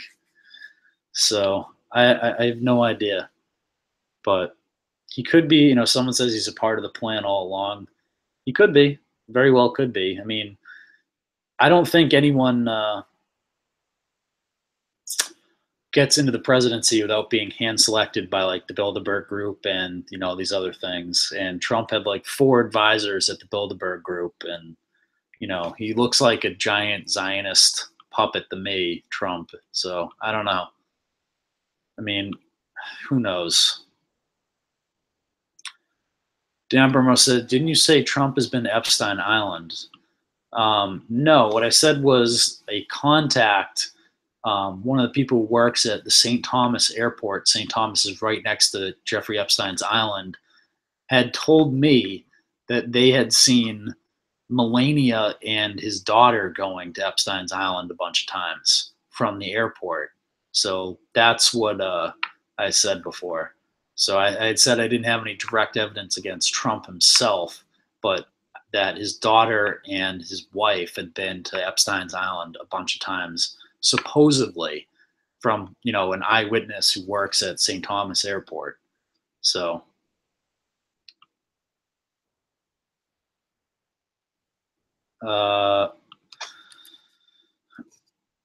let's see. They're talking about the article I went over earlier about the ambassador of the United Emirates. So M. Zabala, who's asking me about that, I covered that earlier. So after this post, go back and watch the stream.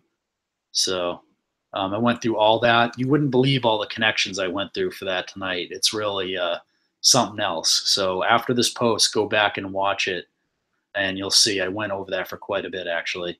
And I found some more connections and things like that. So definitely, no, don't apologize. There's no reason to apologize or saying sorry to me. There's no reason to apologize. That's why I do these videos for you guys. So there's no need to apologize to me, you know?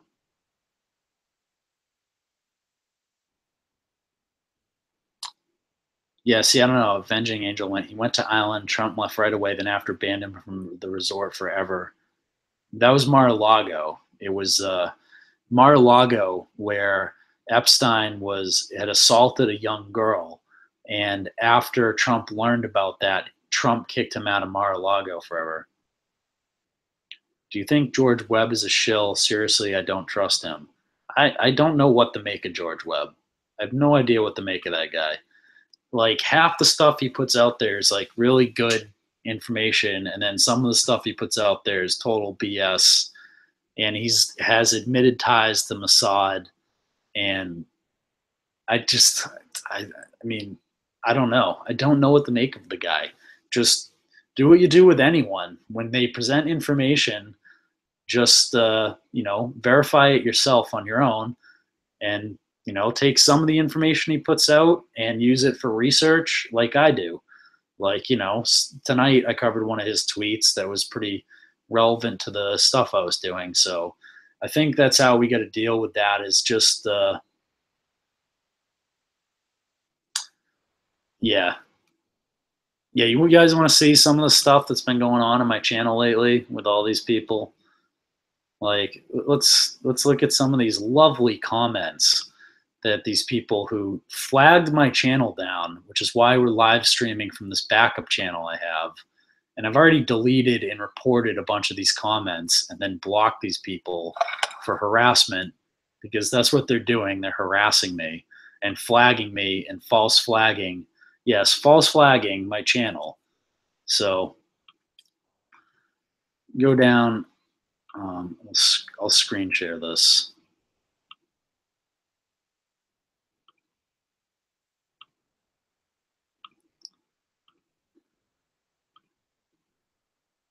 Okay. So these are the comments. You see, this is 43 upvotes to 22 downvotes. Obviously, these guys are coming here and just down flagging my video. Keto Gojic Panda. Tight Arse is just sexually frustrated. I reckon his chick, Jasmine, is too busy throwing temper tantrums to give him any. Laugh out loud. Oh, you're so funny, dude. Absolutely hilarious. And you know what's going to happen? And Jasmine went after him. So, you know, obviously, we don't need to engage with them, Jazz. Like, you know, we both know that. These are just idiots. So I'm just going to remove. So thank you for writing that. Titus Frost, Tight Arse Frost equals Dean Fougere equals government shill. Oh, and he's from Salem. Nuff said. Really? Really? I'm from Salem? Actually, that's complete bullshit. And this is just more trolling nonsense. And I don't want this crap on my channel, and I've already blocked this guy, so bye. Thank you for writing. Guffaw, you had a video removed from a private site for terms of service. No, that's actually not what happened. What happened was you guys, and I've already shown it was you, came and flagged me for BS, okay? Let's go ahead and look at the notification I received. What YouTube sent, as you may know, our community guidelines describes allow, blah, blah, blah, blah.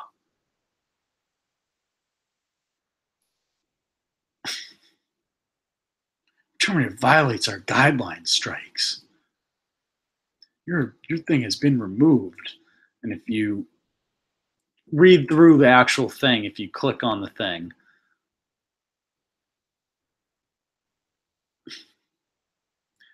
YouTubers share their opinions on a wide range of topics. However, there's a fine line between passionate debate and personal attacks. There was no personal attacks here, okay? You know, they struck me down for bullying. Once again, you know, that's what they claimed it was. If you go click on the video, it says removed for bullying. And who did I bully exactly in this video? You know, you can go watch the video. It's still up on DTube. It's still up. And, you know, in the live stream I did talking about this, I also mentioned that there's a petition to label George Soros a terrorist. This has nothing to do with why my channel was taken down. This is just something else I covered, and if you watched the live stream, you'd understand that. My channel was taken down for bullying, and I thought it was for covering Ethereum. However, it had nothing to do with that, obviously. It was these idiots, and when I exposed them for it, they got really mad, obviously. It was people like this who were laughing about getting it taken down. He's insane. I posted 2 comments on his video yesterday that said, ha ha, times 20, and he's gone apeshit accusing me and others of all sorts. But the great part about that is the real people who reported him and got a suspension will get a double laugh at these false accusations.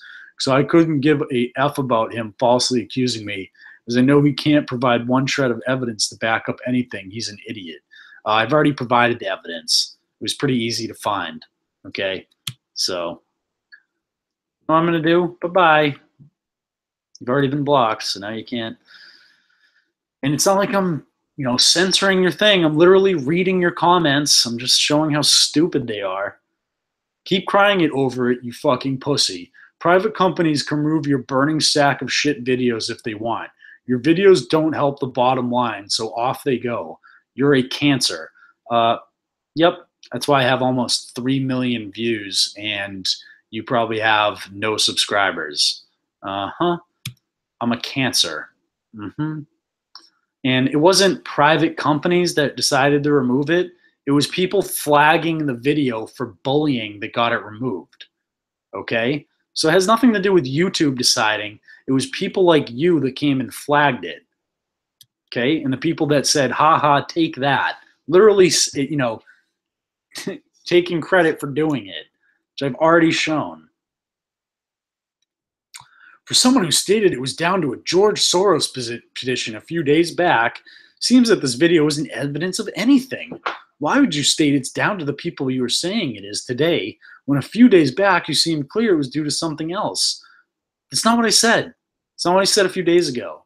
But thank you for letting me know that all of you trolls are watching me.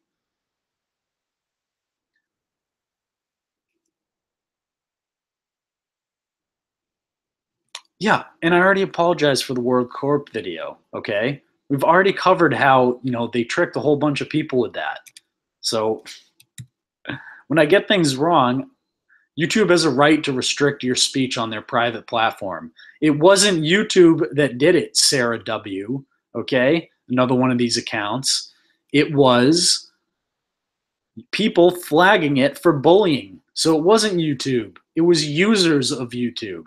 So it wasn't them restricting my speech on a private platform, okay? It was people wrongly flagging it. They had no right to flag it. It wasn't bullying them. Never mentioned any of the people who flagged it in the video. Also, PizzaGate, laugh out loud, someone who thinks PizzaGate's a joke, okay? And these people go around, and anyone that exposes satanic ritual abuse, they go and they post and they attack and attack and attack. And that's because the Hoaxstead site is 100% connected to the Satanic Temple. Okay, these guys are all pedophile protectors. Why do you always do videos in your car? I don't always do videos in my car. So that's pretty stupid. Do your mom and dad not let you do videos in the house? Yeah, I live in my mom and dad's house still. You fucking morons. Tall skinny chick. Titus is a disinformation agent. This is another publicity stunt, like his fake screenshots and hacking claims. Yep, all fake. Everything I do is fake, right? That's why I'm still here, still exposing this stuff, still putting my neck on the line to do this, still risking my job to do this every day. It's all fake, I'm sure. Satanic Temple doesn't protect pedophiles. I think you have confused them with the Catholic Church, mate. Actually, the Catholic Church and the Satanic Temple both worship the same God. So, your worship of Baal, which is what the Catholic Church worships, even if they don't realize it, that's what all that stuff is.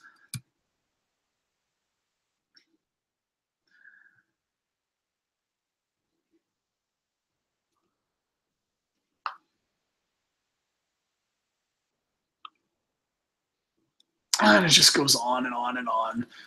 This guy, continues. This guy was attacking my fiance and attacking me, saying, I'm, infertile and all this crap. It's unbelievable. By the way, I have another kid on the way, so I'm obviously not. And here we go, another one. LTV, which is an account ripping on LTV. Some mock account here, obviously. And I don't know why YouTube allows this type of shit. You're not allowed to steal someone's stuff and use it and try to associate it as them. Okay, that's like a obvious violation of, copyright and all. There's all different types of things. You're not allowed to pretend to be someone else and go out and defame them. Okay, so I don't agree with a lot of the stuff LTV says or does, but this is all bullshit, and these people target him all the time. It's just ridiculous. And they all call me tight arse or tight ass. They all like to think about my ass, obviously. They must like my ass or something. I don't know. You can see it here everywhere. Tight ass, tight arse, tight ass, tight arse. You guys are all infatuated with my ass, I guess. It's fucking pathetic. Yeah, I am getting shilled pretty hard. You can see it everywhere. They just keep coming and coming and coming and coming and coming. And it's just all stuff like this. Fuck off, shit eater. Tight ass is in a mood because Jasmine has gone back on the game so they can make ends meet. Right. That's what's going on. She's going back on the MTV reality stuff. Right. That's such bullshit, it's unbelievable. She'll never be back on there ever again. She's a stay-at-home mom because I actually have a job, unlike these people who, as you can see, I mean, just goes on forever and ever and ever. Provide your proof, dickhead. Blah, ha, ha, ha, big baby. Yeah, it's linked. And the best part about that is it's linked in the description box. Just go here. I have the evidence posted on Twitter already. Okay, right there. And then here are all the accounts. I linked them all up so you can go and give them hell. All right. And I'll be putting all this on DTube and on BitChute. Already on BitChute. So it's uncensorable. So you guys will never get this information taken down. And I'm not even going to continue going through and like trying to get through all these comments. It's just ridiculous. You guys can see how hard they're trolling my channel because obviously I triggered them. Why did I trigger them? Because I'm right over the target, which is true, you know? And these guys are pathetic, so don't let them censor me.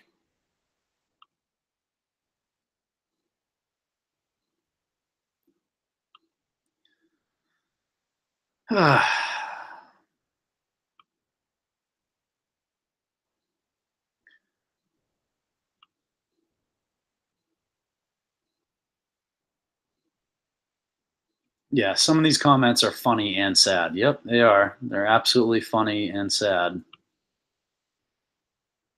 Yeah, I've blocked most of them, but they have so many accounts that it's just like a never-ending game they play. You can block them, and they just keep coming back.